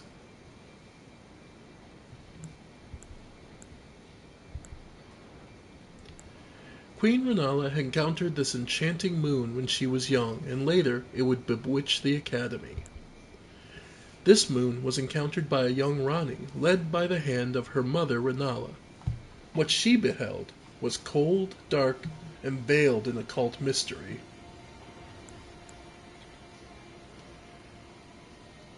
One of the sorceries of the Carian royal family. Alleviates the buildup of sleep and madness. The sorcery can be cast while in motion. The Carian knights never waver.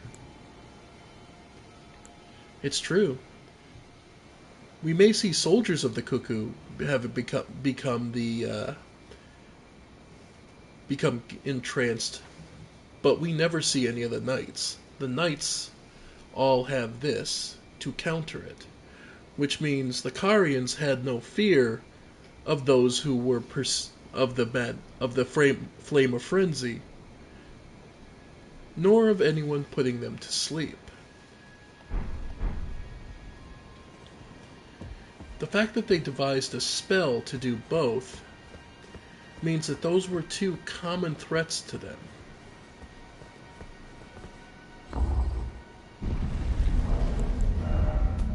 Still, this is a place where Ranni hid her dark moon, hid her research on it. There were occult mysteries and all sorts of interesting facts, but at the end of the day, it also sought control, and that's the one thing Ranni could not abide, was giving up control to that thing, as she calls it. So,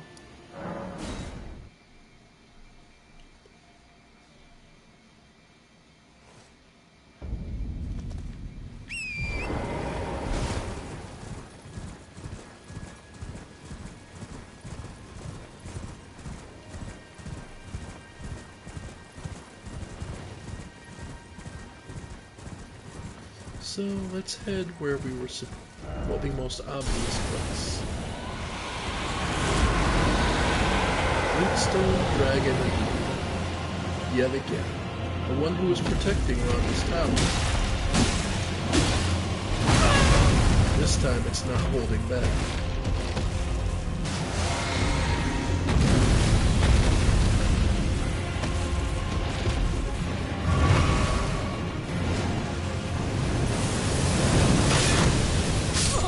Oh, wow.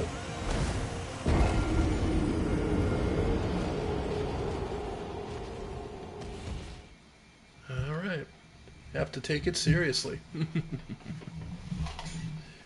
Then, let's do that.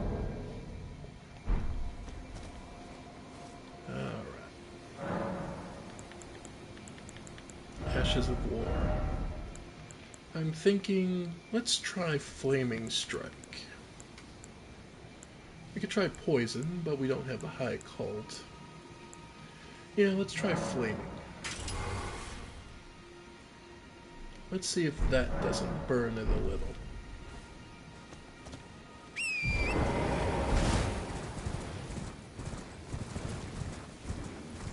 Glintstone Dragon Adula. We've fought it several other times. It's appeared and swooped in, but then it always ran away as well. It wasn't truly interested in fighting us.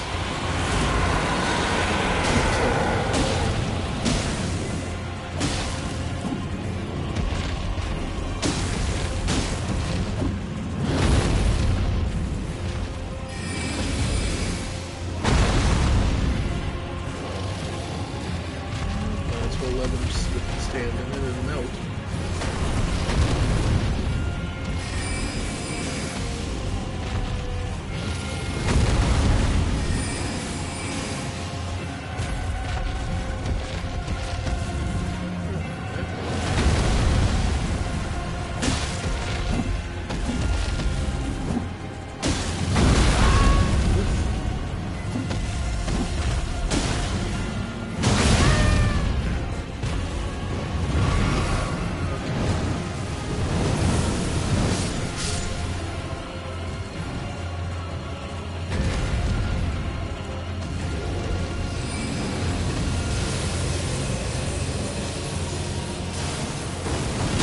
Oh!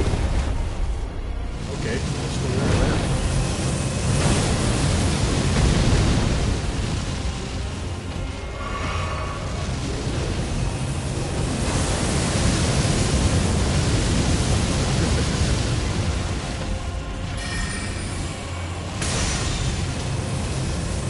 Wow, 115 damage.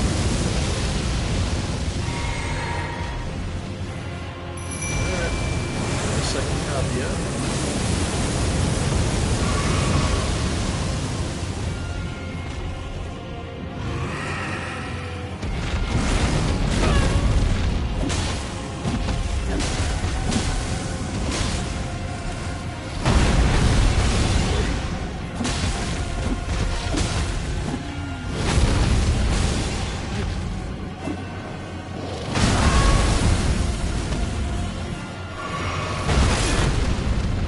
Take that shield.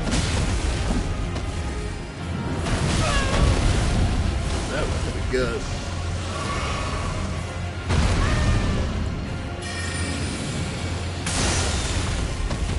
Let's get some damage in there.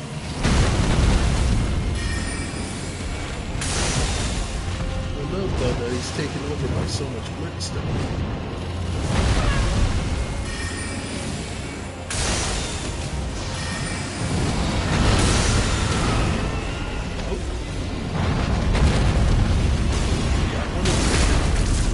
Stack.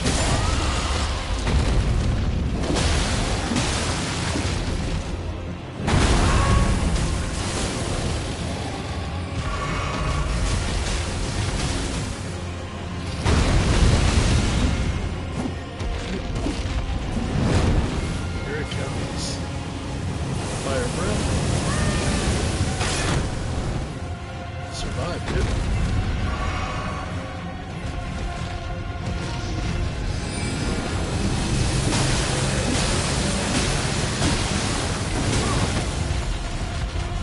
That one wasn't so. Down.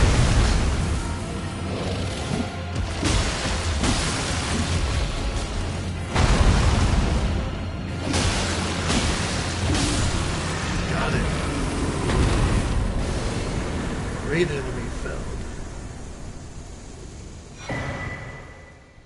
Dragonheart and Adula's Moonblade.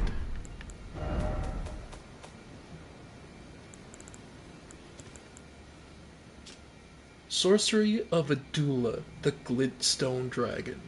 Conjures a cold magic greatsword, then delivers a sweeping blow that launches a blade-like projectile frost. This sorcery can be cast repeatedly. Adula, a devourer of sorcerers, was bested by Rani, and subsequently swore a knightly oath to her dark moon. So yes, he wasn't serious until now. The reason being, his lady is nearby. And surely he could not even begin to fathom failing to save Ronnie, to protect her. All these starlight shards.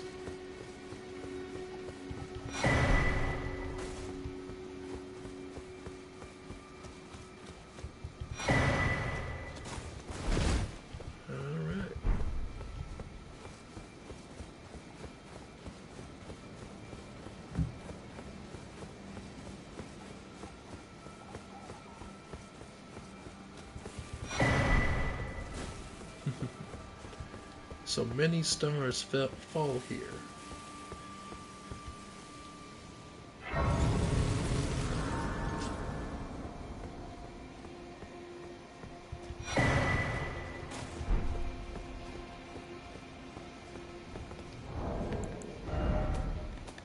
Alright.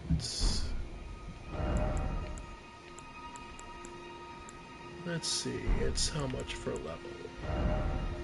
58, so I think using this 60.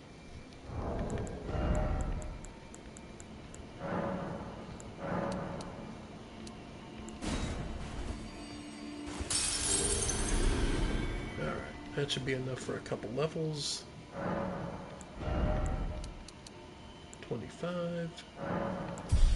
Yep, got it pretty close, nice. So that puts us at 25 mines, so that's 147 FP. And now, down here, Lover Ahead. For those who follow the Ronnie storyline, she's basically been looking for a way to break free of the Greater Will. And there's only one true method to do that. And we'll see what it is up ahead.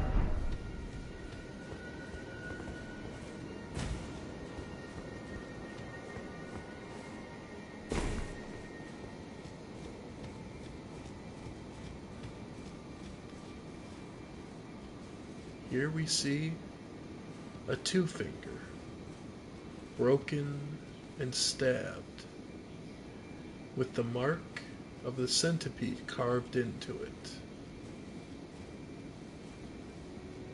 And here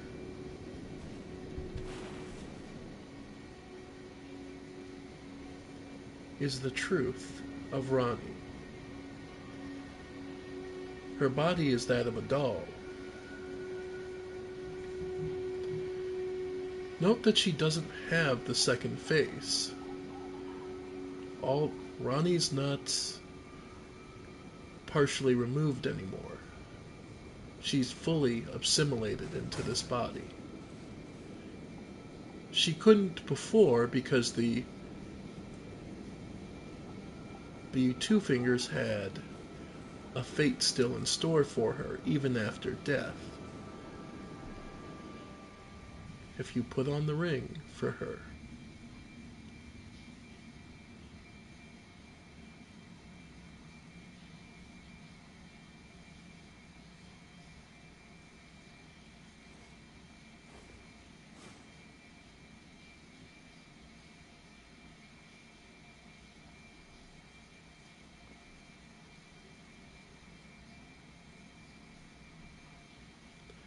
We've been told not to.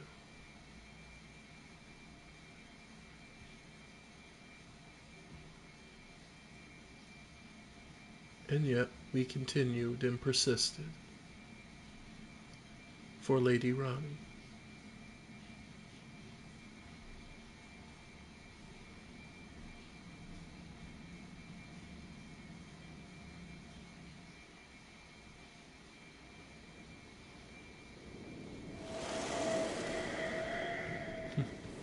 She had to take a moment to freshen up.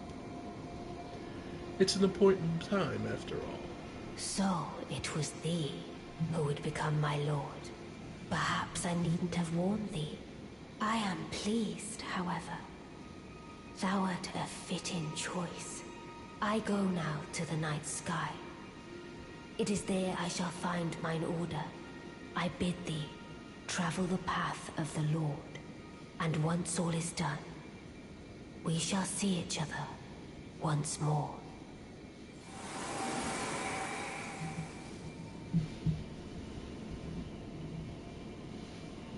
And as a final farewell, a final gift, Ronnie leaves us something great indeed. The Dark Moon Great Sword.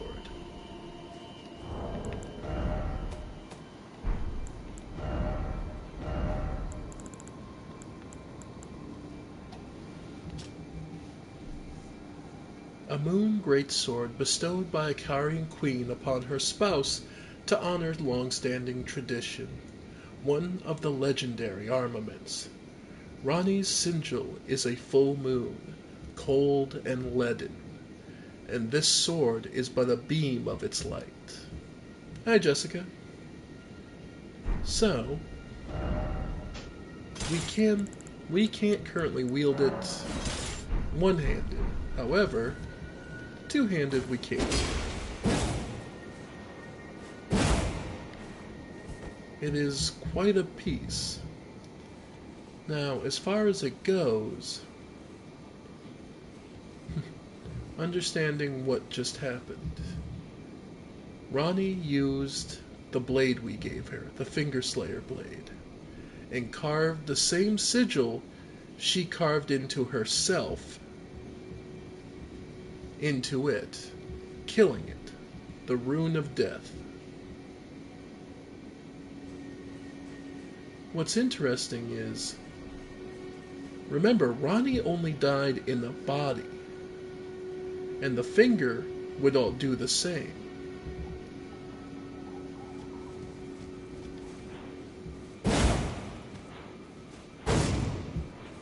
Yeah.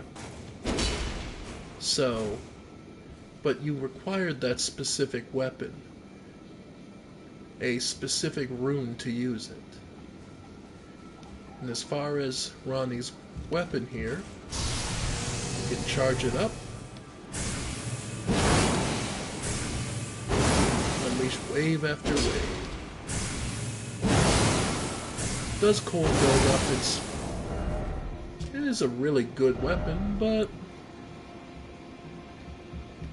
not one I particularly feel is right. For us anyway, for this character. Still, there we go. This is the end of the underground path. The true simple truth is that Ronnie wants freedom and to put an end to the pursuit of truth through certain ancient paths, basically the greater will's control over the world. That's effectively what she's looking to put an end to.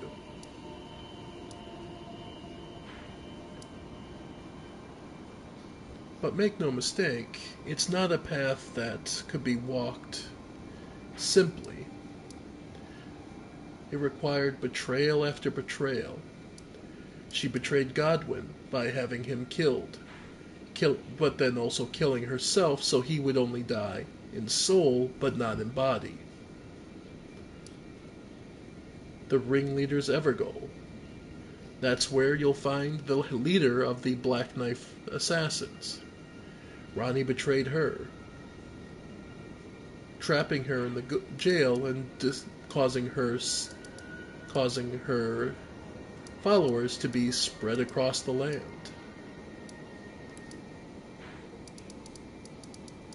Betrayal after betrayal after betrayal. She betrayed her mother. Basically not looking to ascend and not follow in the footsteps of Renala, Queen of the Full Moon. I said before, the story of the Lake of Liurnia is a lot of betrayals.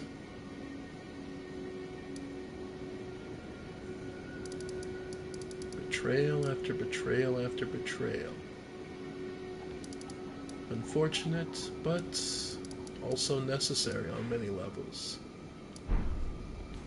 Still,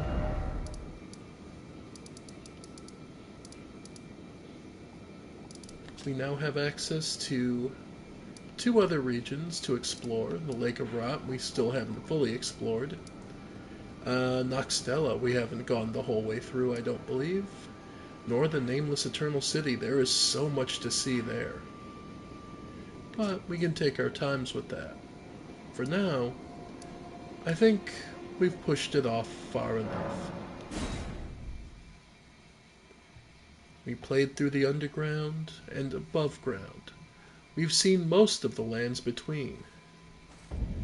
I think it's about time we enter the capital and properly give our dues and respects to the residents.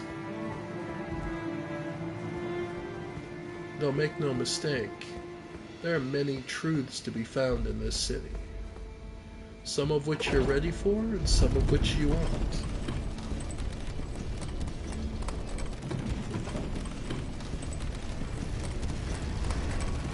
The thing to remember about Lanedale, though, is that it is a city dedicated and built on the Golden Order.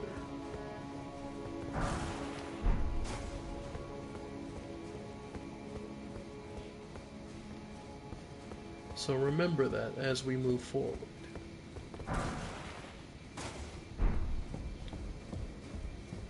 This is all dedicated to the Erd Tree, a great source of power that's built upon corpses.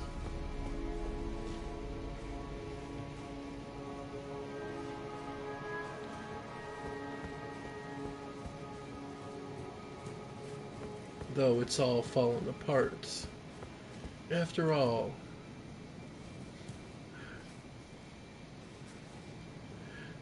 life goes on even when living has lost all its charm, especially for all these residents, who were likely the aristocrats who got the immortality from...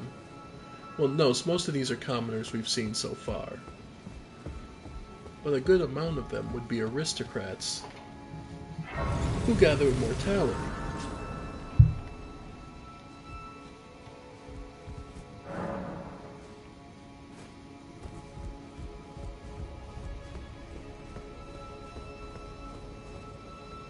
And here is our first true vision of Lanedale, the royal capital.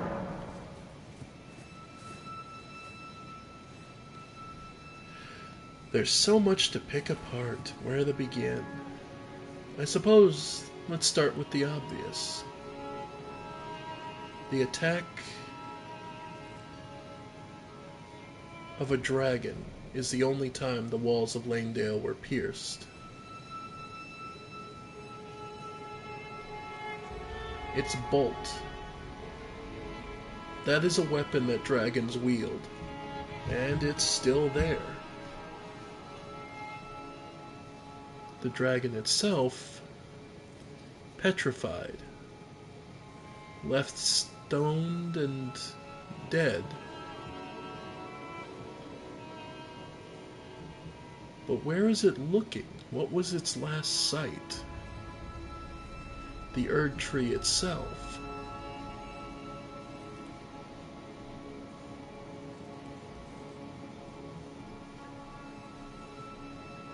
It obviously was looking at something, ready to... We can imagine the bolt was thrown.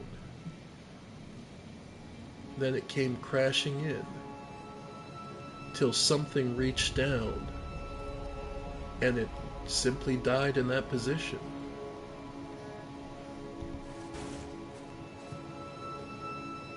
But otherwise, the city seems untouched. So that would be the only time someone breached these walls.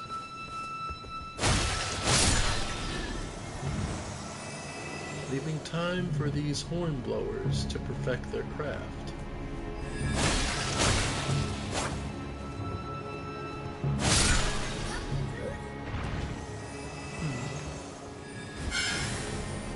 Though one would imagine these are a form of almost albinoric, with the fact that they have no legs.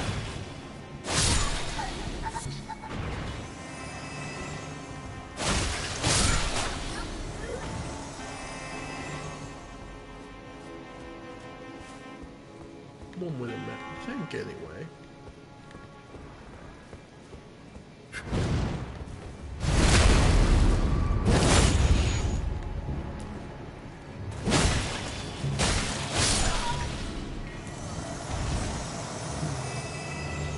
It's a little disappointing they disappear when they die. It's a little harder to make out details on them.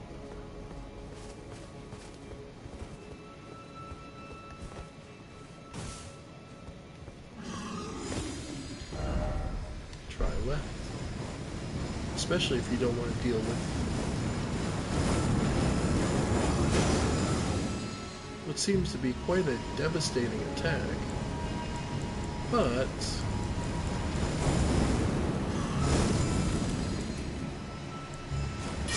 let's see. Test the range.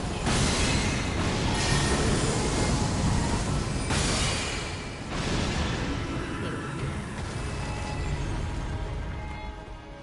go. After all, there's always a way.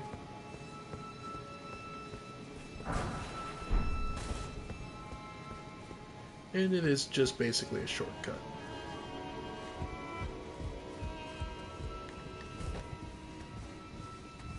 More of these nobles, or assassins, however you want to look at them. Assassin types, anyway.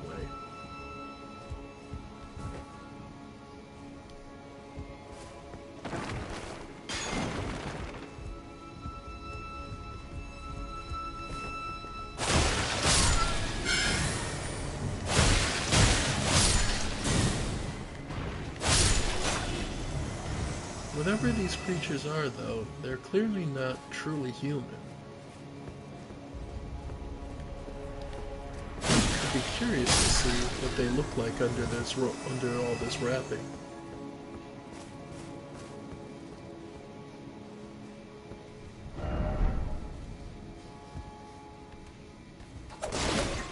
Yep.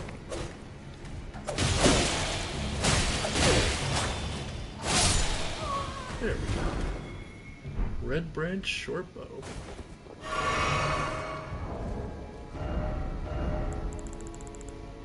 Let's see. Shortbow of polished red wood, fashioned by a master craftsman and wielded by pages. A bow which requires dexterity rather than strength to master. So we have the stats, so...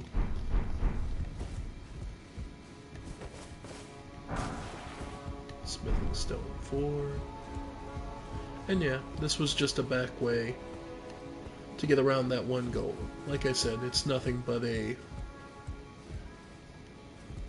back way. It's worth noting, though, that this was a lab to develop perfumes. We heard that they were originally only in the capital, so I suppose it makes sense why there's all these flowers growing. They were here anyway, thanks to the researchers.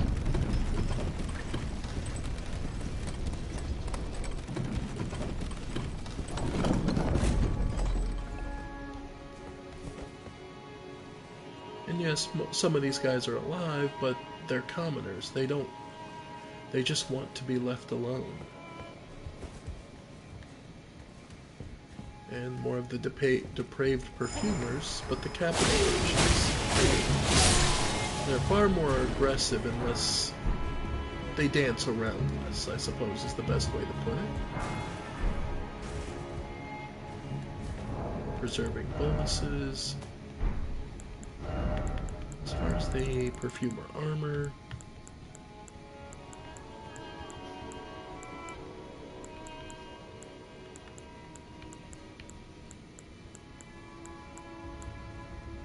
Yeah. Robe of an Erd Tree Capital Perfumer. The thick front apron embroidered with the depiction of the Erd Tree is proof of mastery of the apothecarial arts, and its weight symbolized the onus of both pride and responsibility. So, has exceptional resistance elementally, and for armor for a caster, it's actually quite heavy. But it makes sense. It's quite a heavy duty to take care of those. And we see that the perfumers were meant to also take care of people's health. They weren't just attackers who used fancy smells and concocted chemical potions.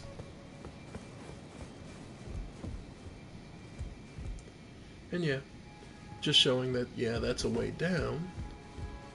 But there's a ladder here for a way up as well.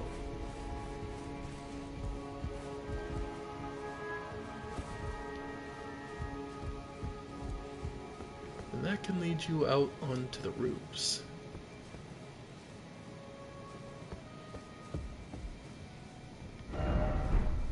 Time for two-handing, huh?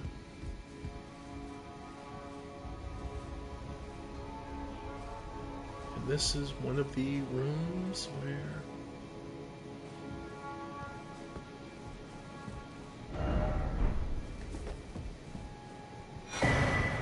a seedbed curse. More of the dung eater's handiwork.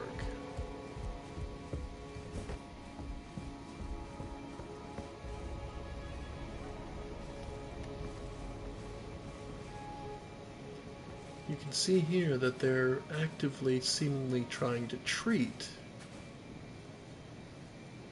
someone.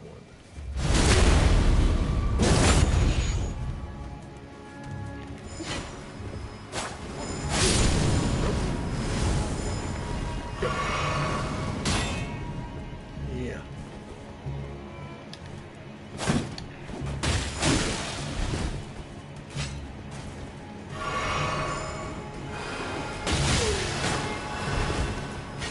Interesting. Okay.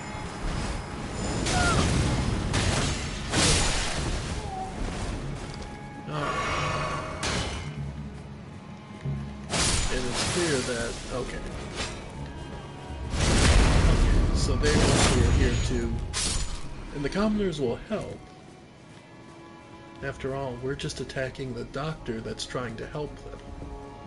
No surprise that we considered an enemy. But here we see the despair.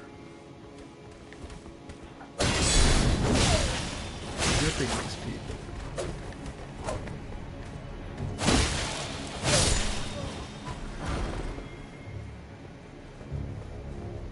Okay, so those are considered just a different type of perfume. Well, that makes sense. The perfumers are trying to study what's wrong with everyone. They're the closest thing they have to what we would consider doctors in the modern age.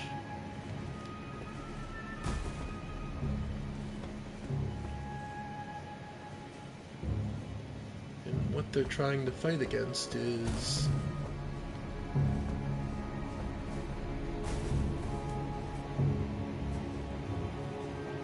the unfortunate truth that there's something wrong in this city.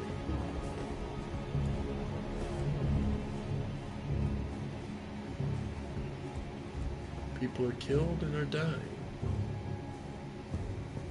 In a city that's supposed to be rife with immortality,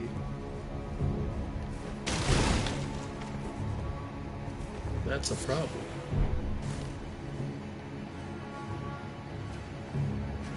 The knights are meant to keep order,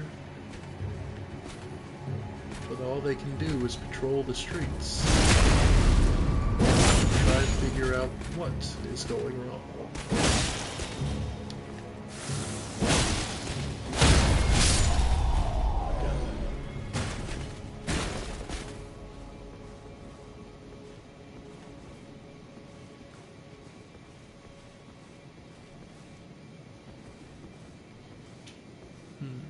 Yeah, I thought so.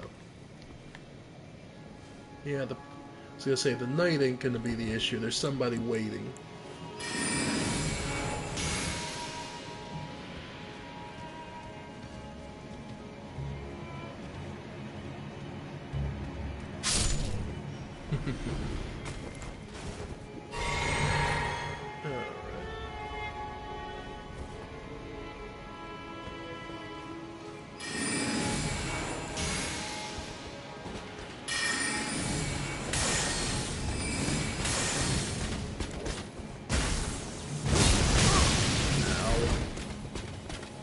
Way too soon.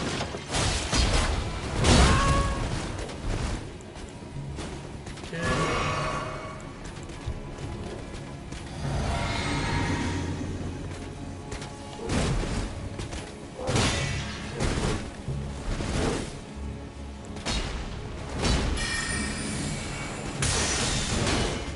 Nice.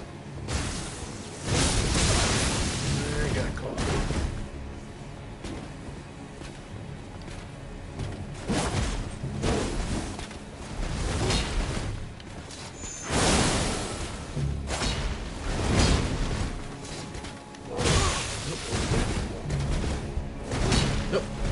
Okay, he's out of FP, so that doesn't work.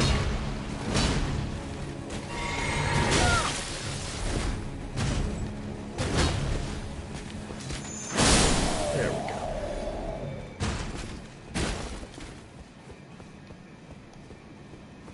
There's not much actually here. It was mostly just a side path.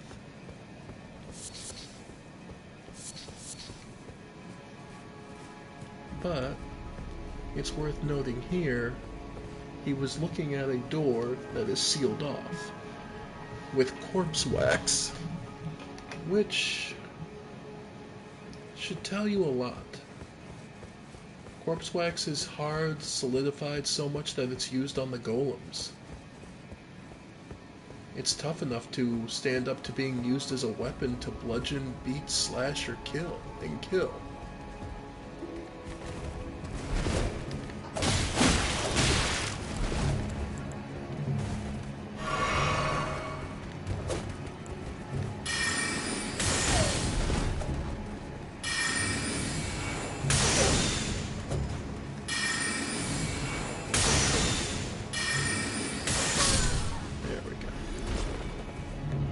The reason I bring it up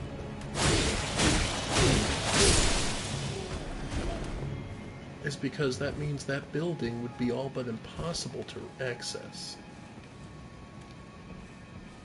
Meaning, that building was probably filled with corpses of those infected.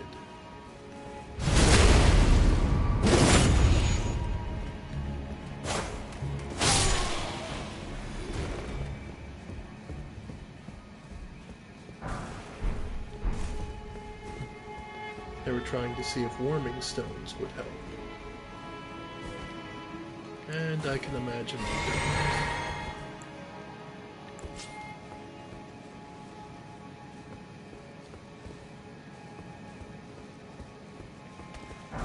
Nope.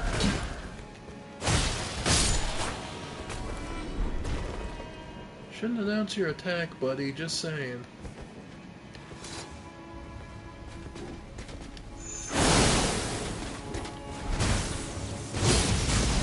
Got him that time. Got him. Got that. Moonveil's down R2 slash is really good. Especially just because of how fast it comes out, so it makes it real nice. Alright. We've hit a main road.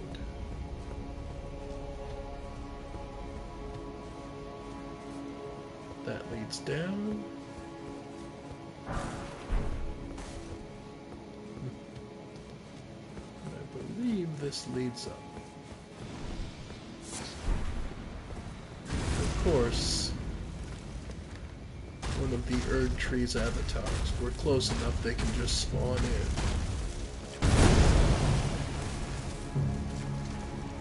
You ever notice that they have the reverse jointed feet? Why would that be? By the way, just lost grace here. We've reached the city. My utmost thanks for bringing me to the base of the Erd Tree. Here, I can govern my own movement, and thus, the accord is fulfilled. I shall depart to ascertain the purpose I was given. Farewell. I shall leave Torrent, and the power to turn runes into strength here, with you. I wish you luck in realizing your ambition. You have fought long and hard. I have no doubt you will become Elden Lord. May you take the throne.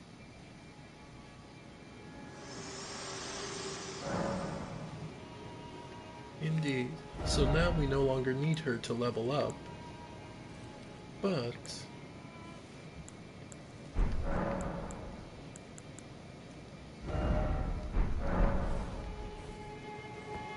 there are various other things we may need her for. But as I said, there's plenty to explore in this city.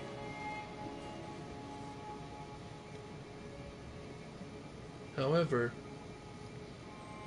as you can see, we've reached the base of one of the feet,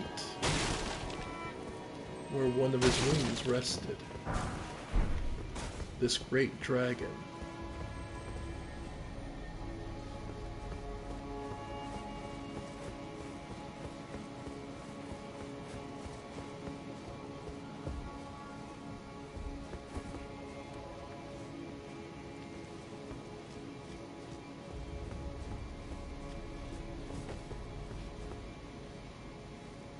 And our road ahead is blocked by many knights.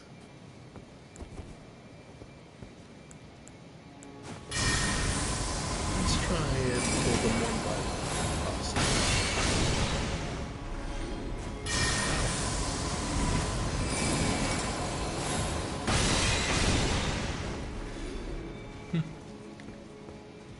We're better than I thought.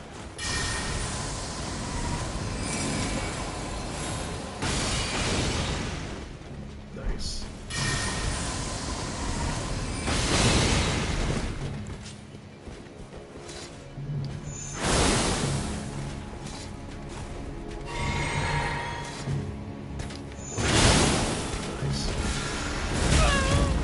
Oh, actually using, it will later be called force, but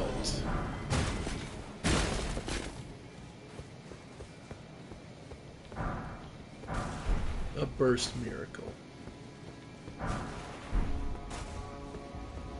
And beyond these doors? Yeah, they're sealed. In other words, the straight path up to the Erd Tree is not possible. So, we'll have to take other paths.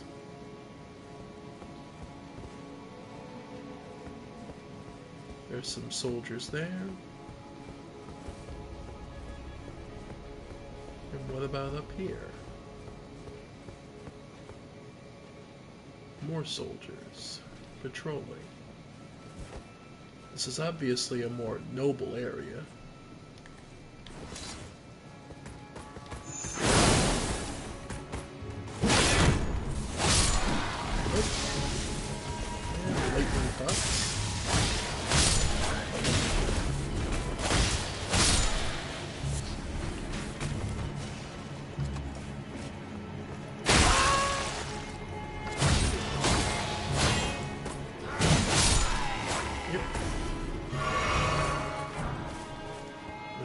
soldiers' helms.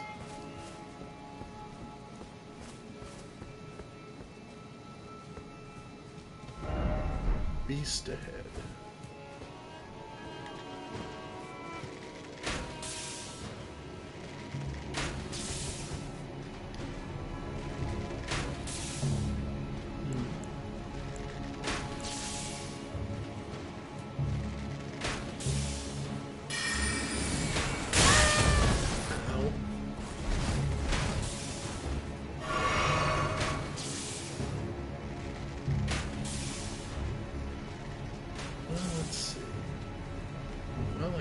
I can see it.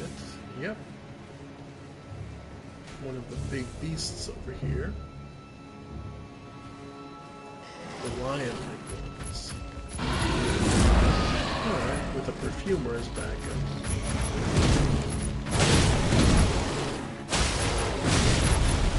Not that we need it.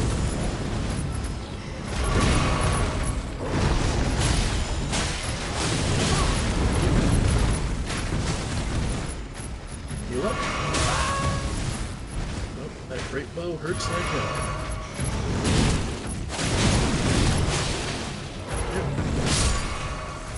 Yeah.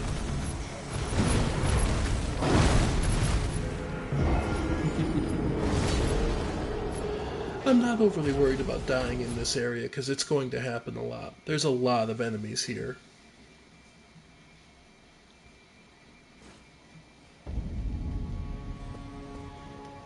This is the royal capital, after all. The last big push before the Erd Tree, right? Still, we're doing pretty well.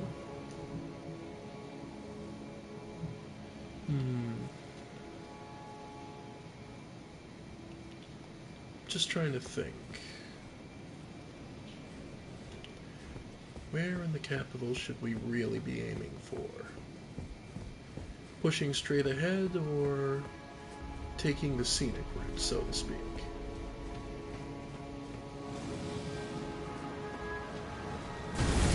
Oh, I think the scenic route's fine.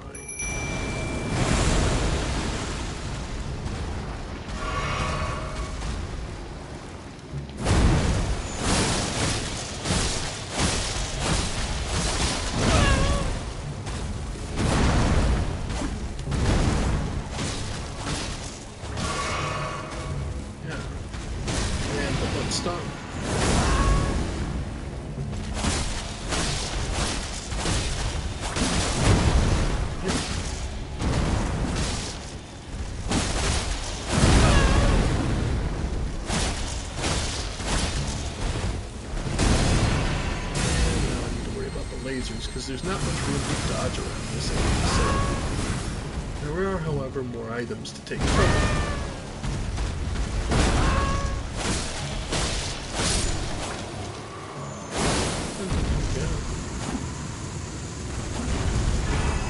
A Lord's Room. Something greater than even... something larger than even the Newman's Room. Runes of one who was destined to become a lord, but when the Elden Ring was shattered, all that remained was a distant duty.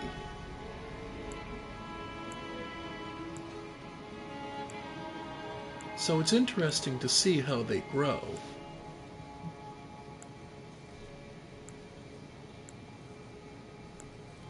Each growth, it forms a ring.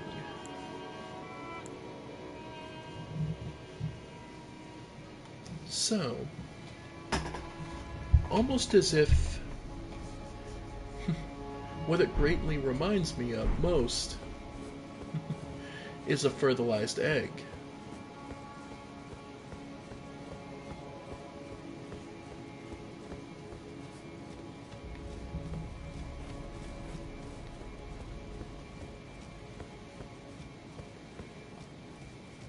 So it is, after all, the Erd Tree is a method of bringing life from death, which is a perfectly natural thing, after all. It seeks to reproduce and spread. grow and become more.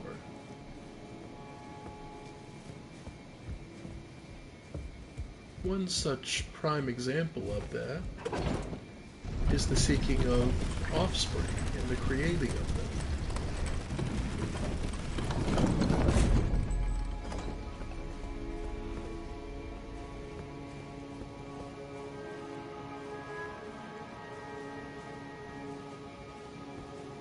Yep. Oh, damn it. And more of these zombies.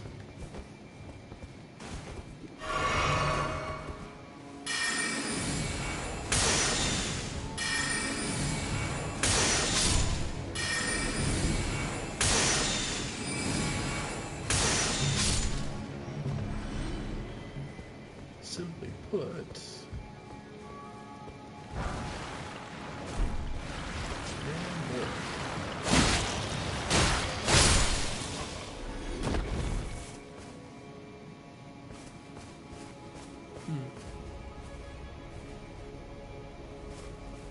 and here we can see a sewer and more beyond. But yeah.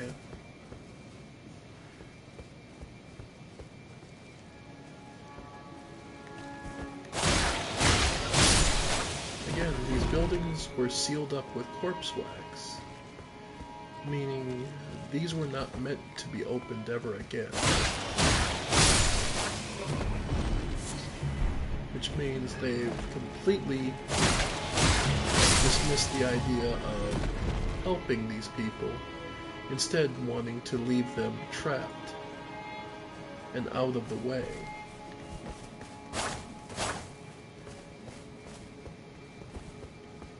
It probably began as a quarantine.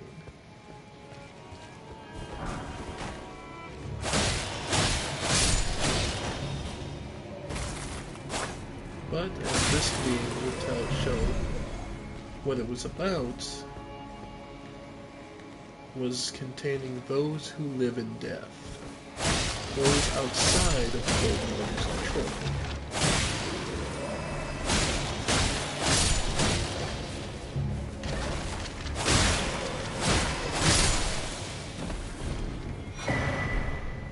Stone sword key. Must have been valuable to them.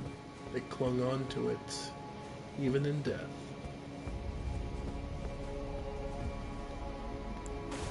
But you can also see that many of these corpses have been burned.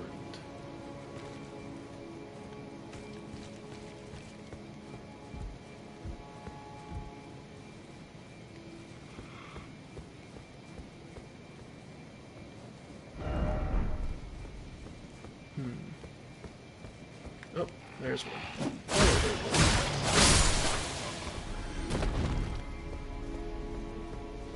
But yeah, it's worth noting just how much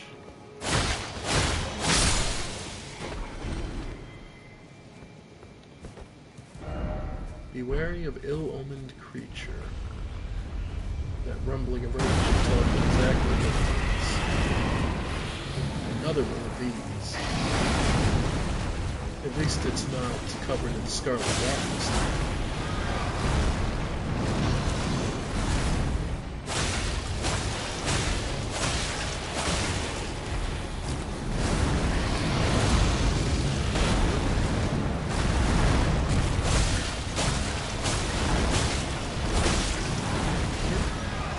Of course, we haven't gotten to the really dangerous part of its attacks yet. Oh! Oh god. Now the... Of course we got the boys.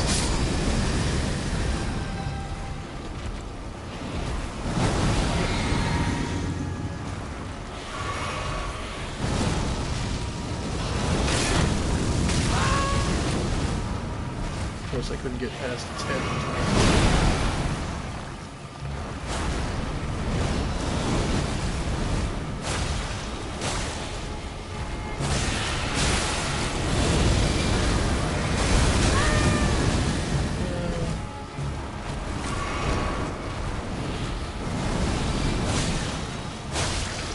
as I've said,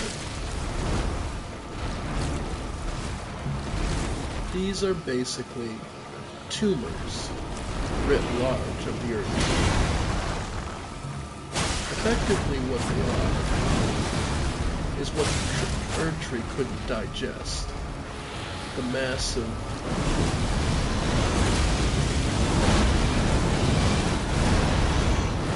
flesh that was too corrupted to touch. Perhaps it was simply too strong.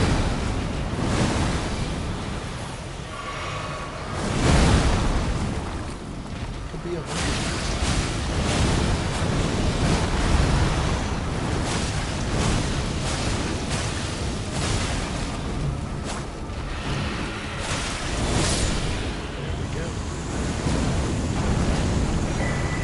But what it contains is always a seed of the Erd Tree. Something to allow it that even in death, it will grow into another tree.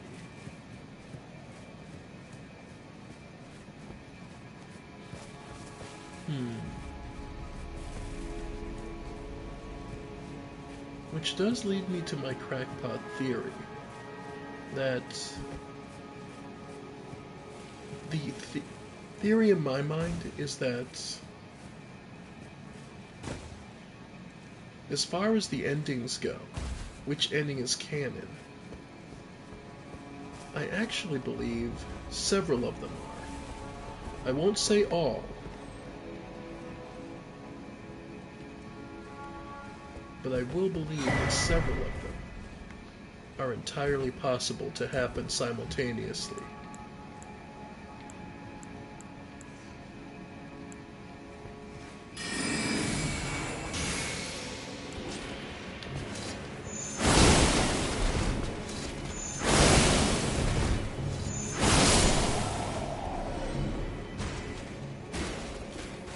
And I mean that literally, that I believe that one person became Elden Lord with Ronnie and departed.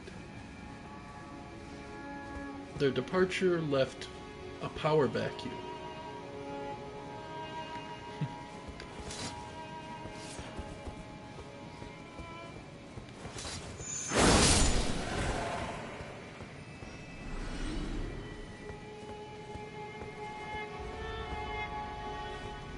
That would eventually come to be filled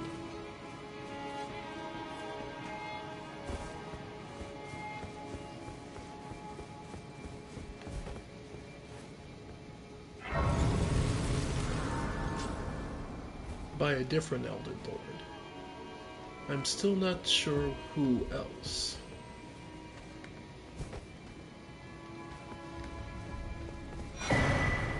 Lionel set and the deathbed dress.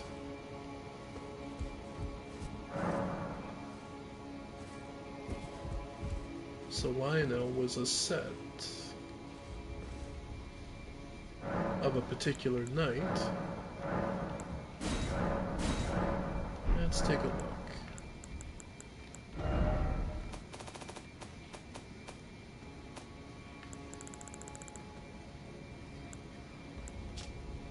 Round armor, iron armor with a banner extending from its back, worn by Lionel the Lionhearted.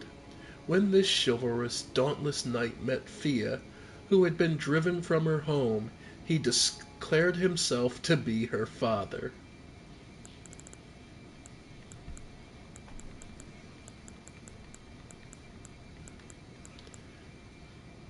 Class robe.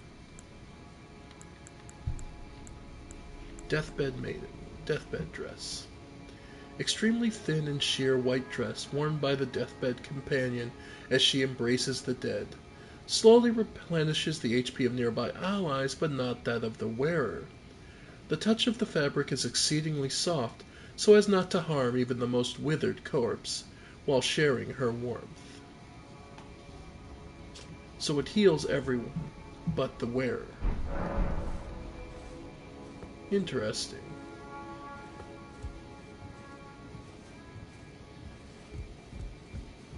and she laid with Lionel, sapping his energy, drawing her father to death.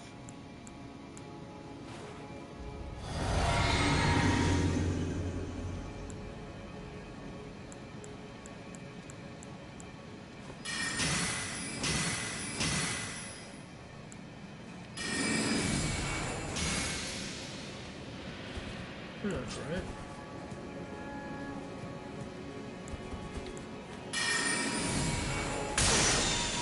Not bad.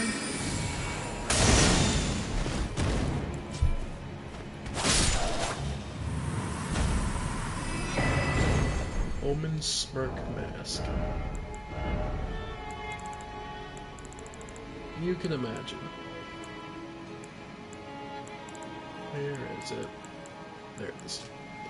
Mask with long, hideously twisted horns, worn by the Omen Killers. Does increase your strength. Bears the smirking face of an elder, twisted in wicked delight. This visage is carved in the image of the evil spirits that haunt the Omen in their nightmares.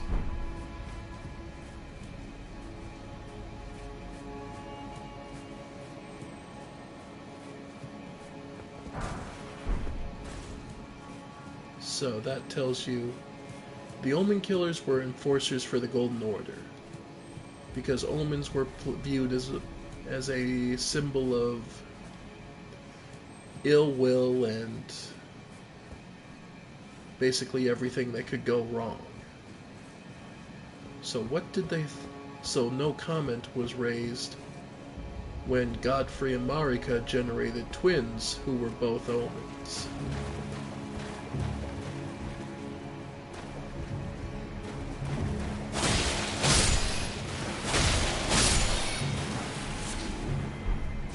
Beast bow. Golden runes.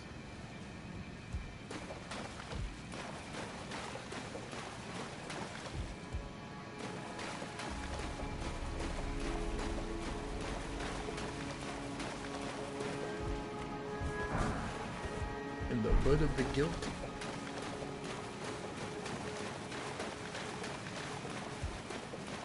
You can imagine what causes you to wear that.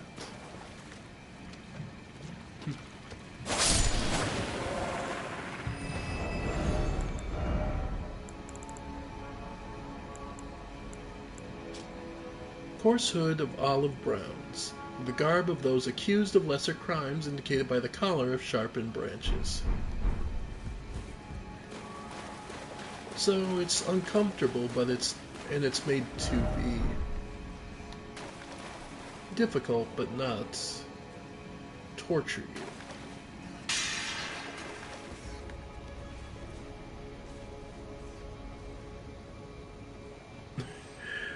Bizarrely, the rat's scared of the hand, but the hand could care less. It's actually kind of... That's actually kind of funny.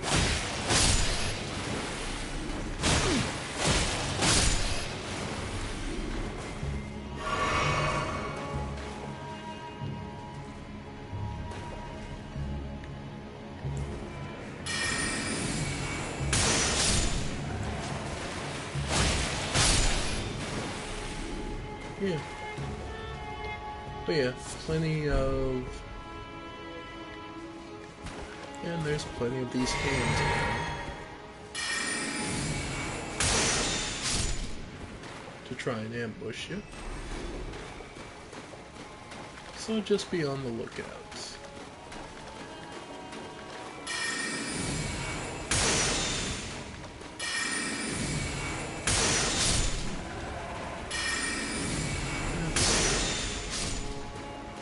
One of these days I'm really going to have to do a stream where I just go through, because I was thinking about it the other day. I kind of want to do a stream of just recommendations for various stories and tales I enjoy.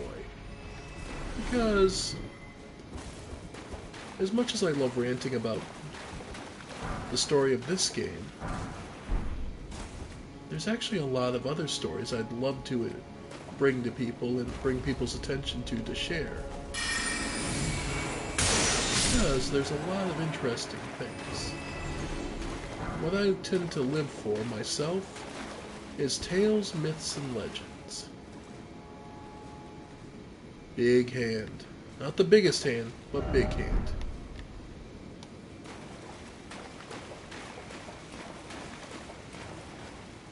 And trust me, it's bigger than you think it is. Also knows magic. Actually. Yep. Still not the biggest hand.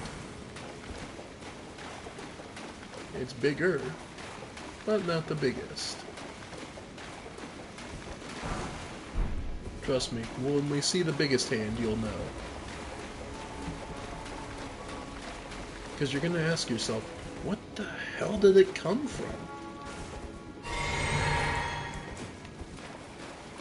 Or even where they got the amount of flesh to make it.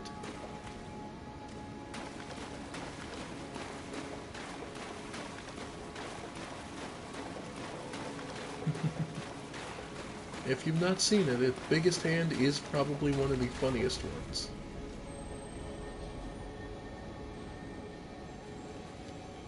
Uh-huh. Butterflies.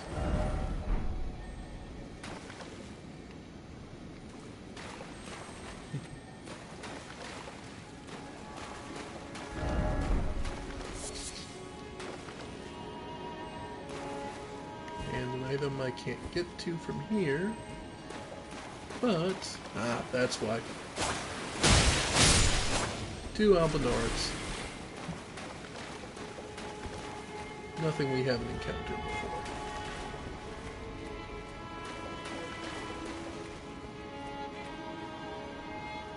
And here, we come to the backside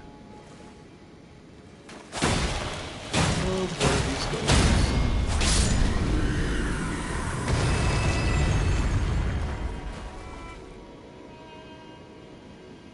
And anytime you come across a place that's an item ahead. And you should be worried anytime you have a place where you can't immediately get back to. Which should tell you there's probably something here to attack you. Oh well. Fan daggers. Bird steel dagger. And holy drive proof. Drive proof holy liver.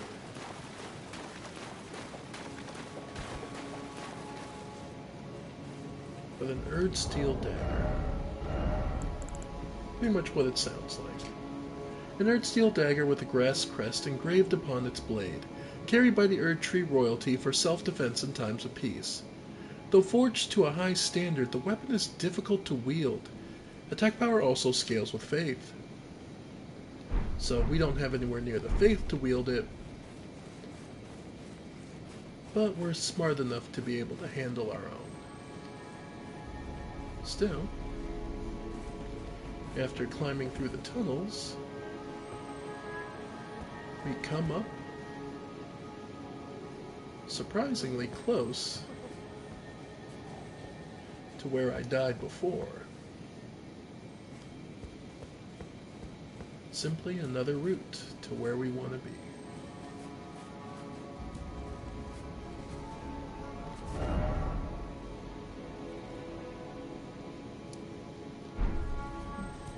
And in this case,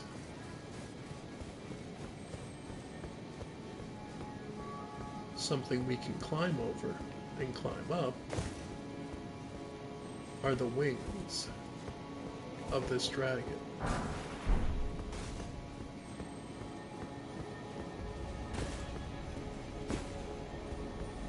We basically got behind some knights who basically are turkey hunting you if you go up there the main way. So, in all truth, it is better to go this way.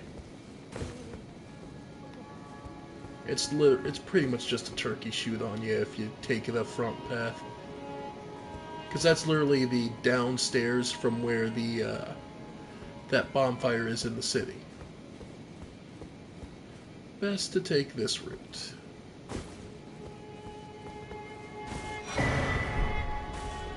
rune arc, and, unsurprisingly, some gravel stones that chipped off from the dragon itself.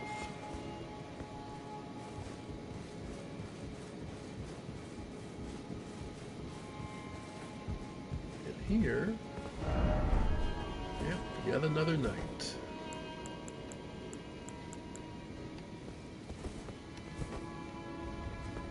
Alright, we're looking good on resources and materials.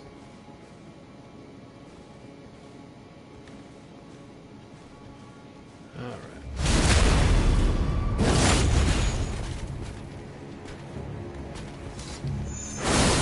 Nice.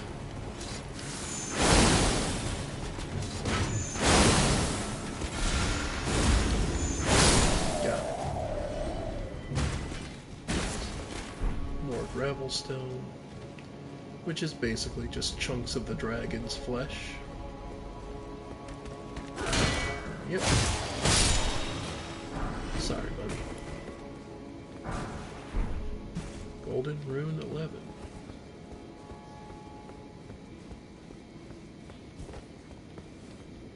And yeah, we're getting closer.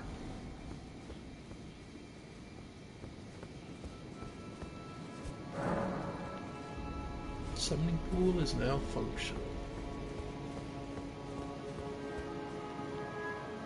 Yeah. Might need the help. After all, these guardians golems, they've been repaired and brought back.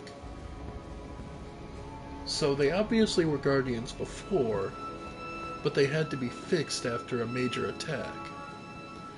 The War of the Shattering. So one could very much imagine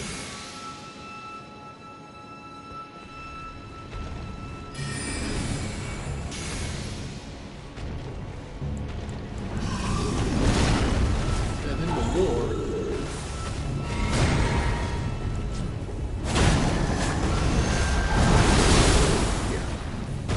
I imagine what attacked them, what the equivalent of these guys were against the giants in the shadow.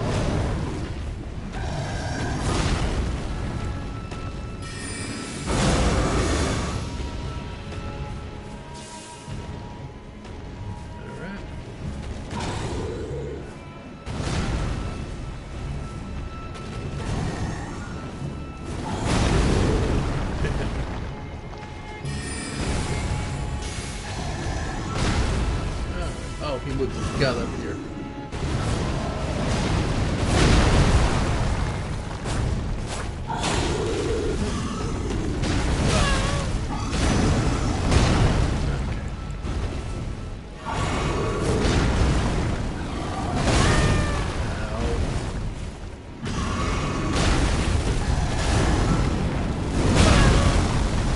And that stagger is almost a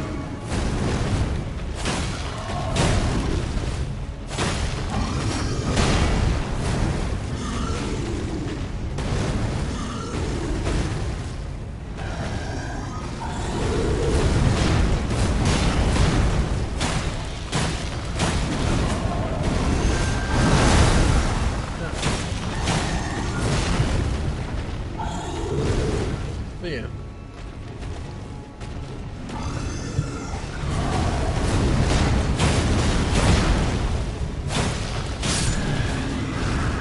So the repurposing of all these stacked gargoyles is clearly the usage of old materials and what's available.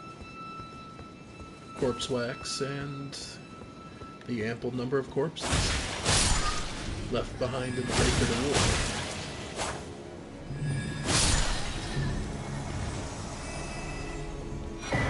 Though I'm not entirely sure what the trumpeters are.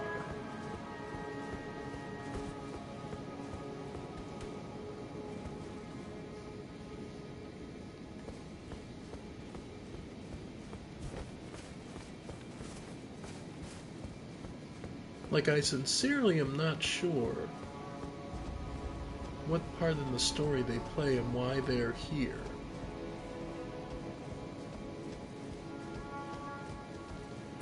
And again, I don't think I've ever gotten their weapon to drop, so that might be why. And yeah, one tree guardian, surprisingly.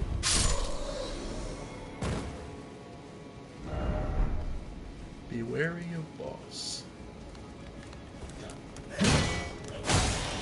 Though these ones are a little different. They're flowered. Well, that one was.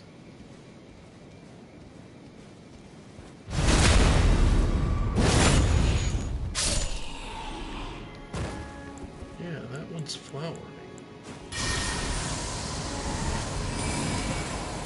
One can't help but imagine that there's a reason for that.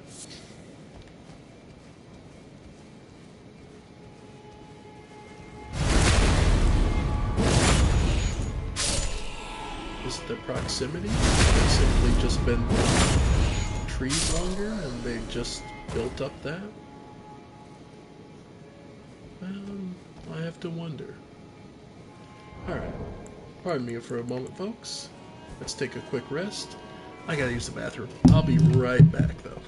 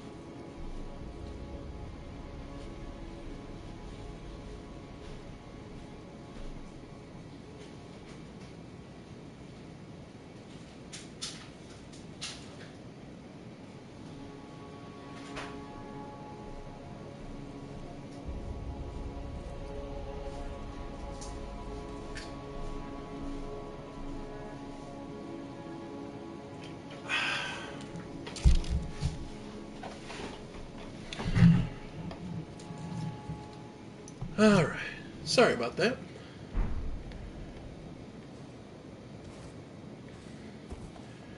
Alright.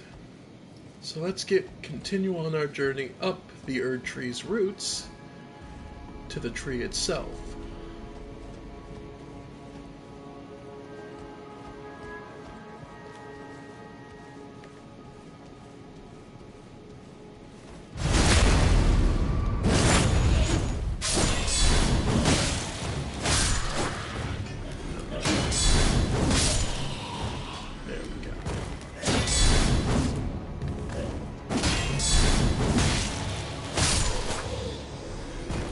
Yeah. The less steps you have to take, the better off you are. Yeah. After all, this is a very narrow and awkward place to fight. No need to make it any harder on yourself than absolutely necessary.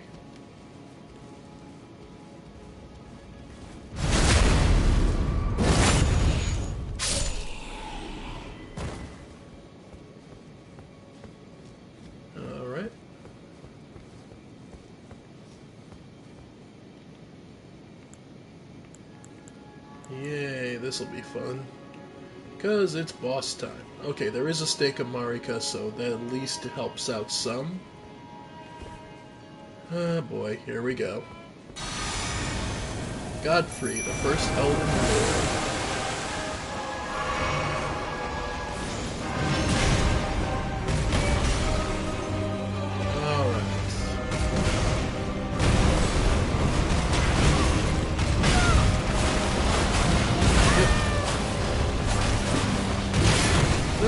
No, it's a phantom version.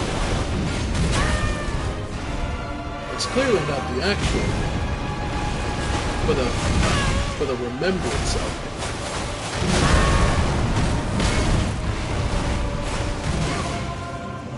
Man, he's tearing through my mimic. Yeah. Godfrey was known as a lord of battle after all for a reason.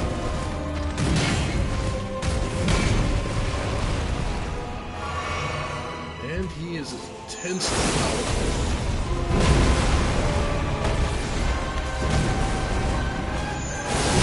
Yep. Yeah. Yep. He's probably going to get me this time. Yeah.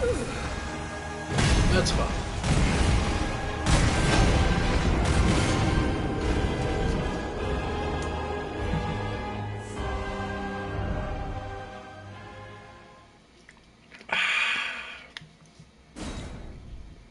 Okay.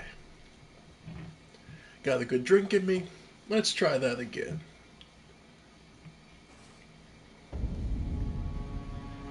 Note, once again, you can get Ashes to help you, but no other players. This fight is not that bad.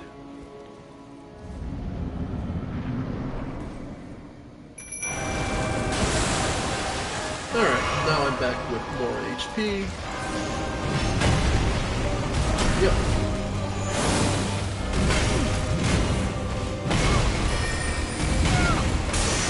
Yeah. And range isn't a major issue in this fight because for this guy, yeah, he does tear through your frigging mimic.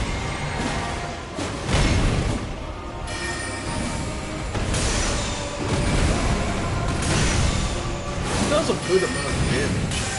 Make no mistake. Yep.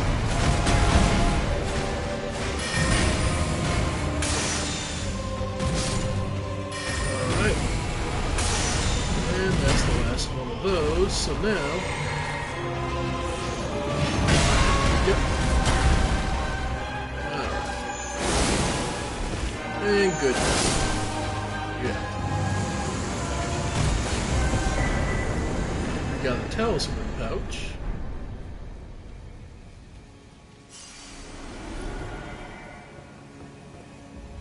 And ended up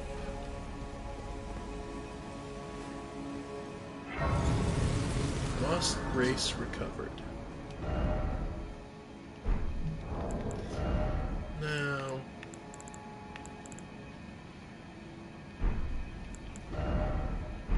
thinking? What am I thinking about? Yeah, I guess we could. How many? I guess how many? So it's 60,000 now. 62, so 63. So I'm at 127. So yeah, pop like 2 of these should be enough.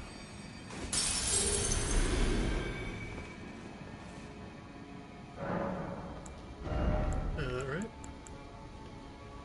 I don't really feel the need for more stamina, so... More intelligence or dexterity? No, let's keep pumping intelligence. Let's... We're not a pure caster build, but... Being able to use one of the moons... I don't even think the moons were really that needed. It's mostly just to take advantage of the magic damage. Now...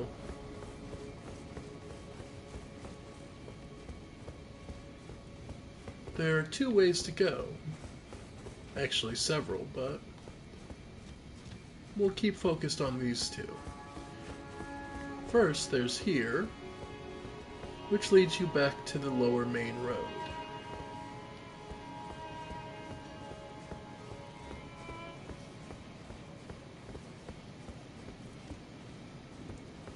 And a shortcut beyond.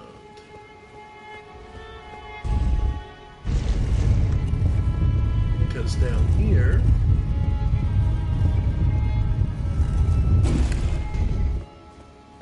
this allows you to come this way.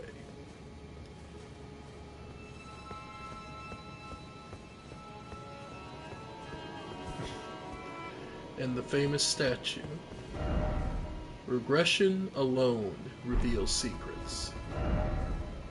Try here and let there be summoning.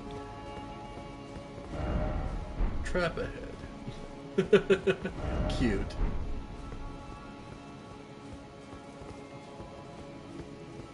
You need to do a particular incantation, but this statue of Radigan, let's see, I can't cast it, so let's see, I believe the miracle is... Do I even have it? No. Nope. Okay.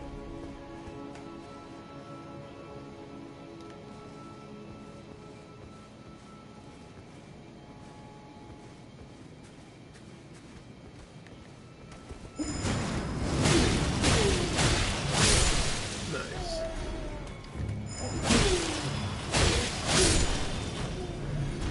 Yeah. Holy Grease.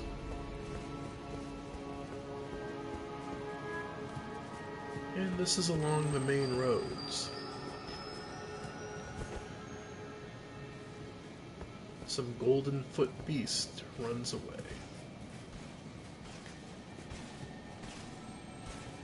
And this is the first of the Crucible Knights we've seen in quite a while.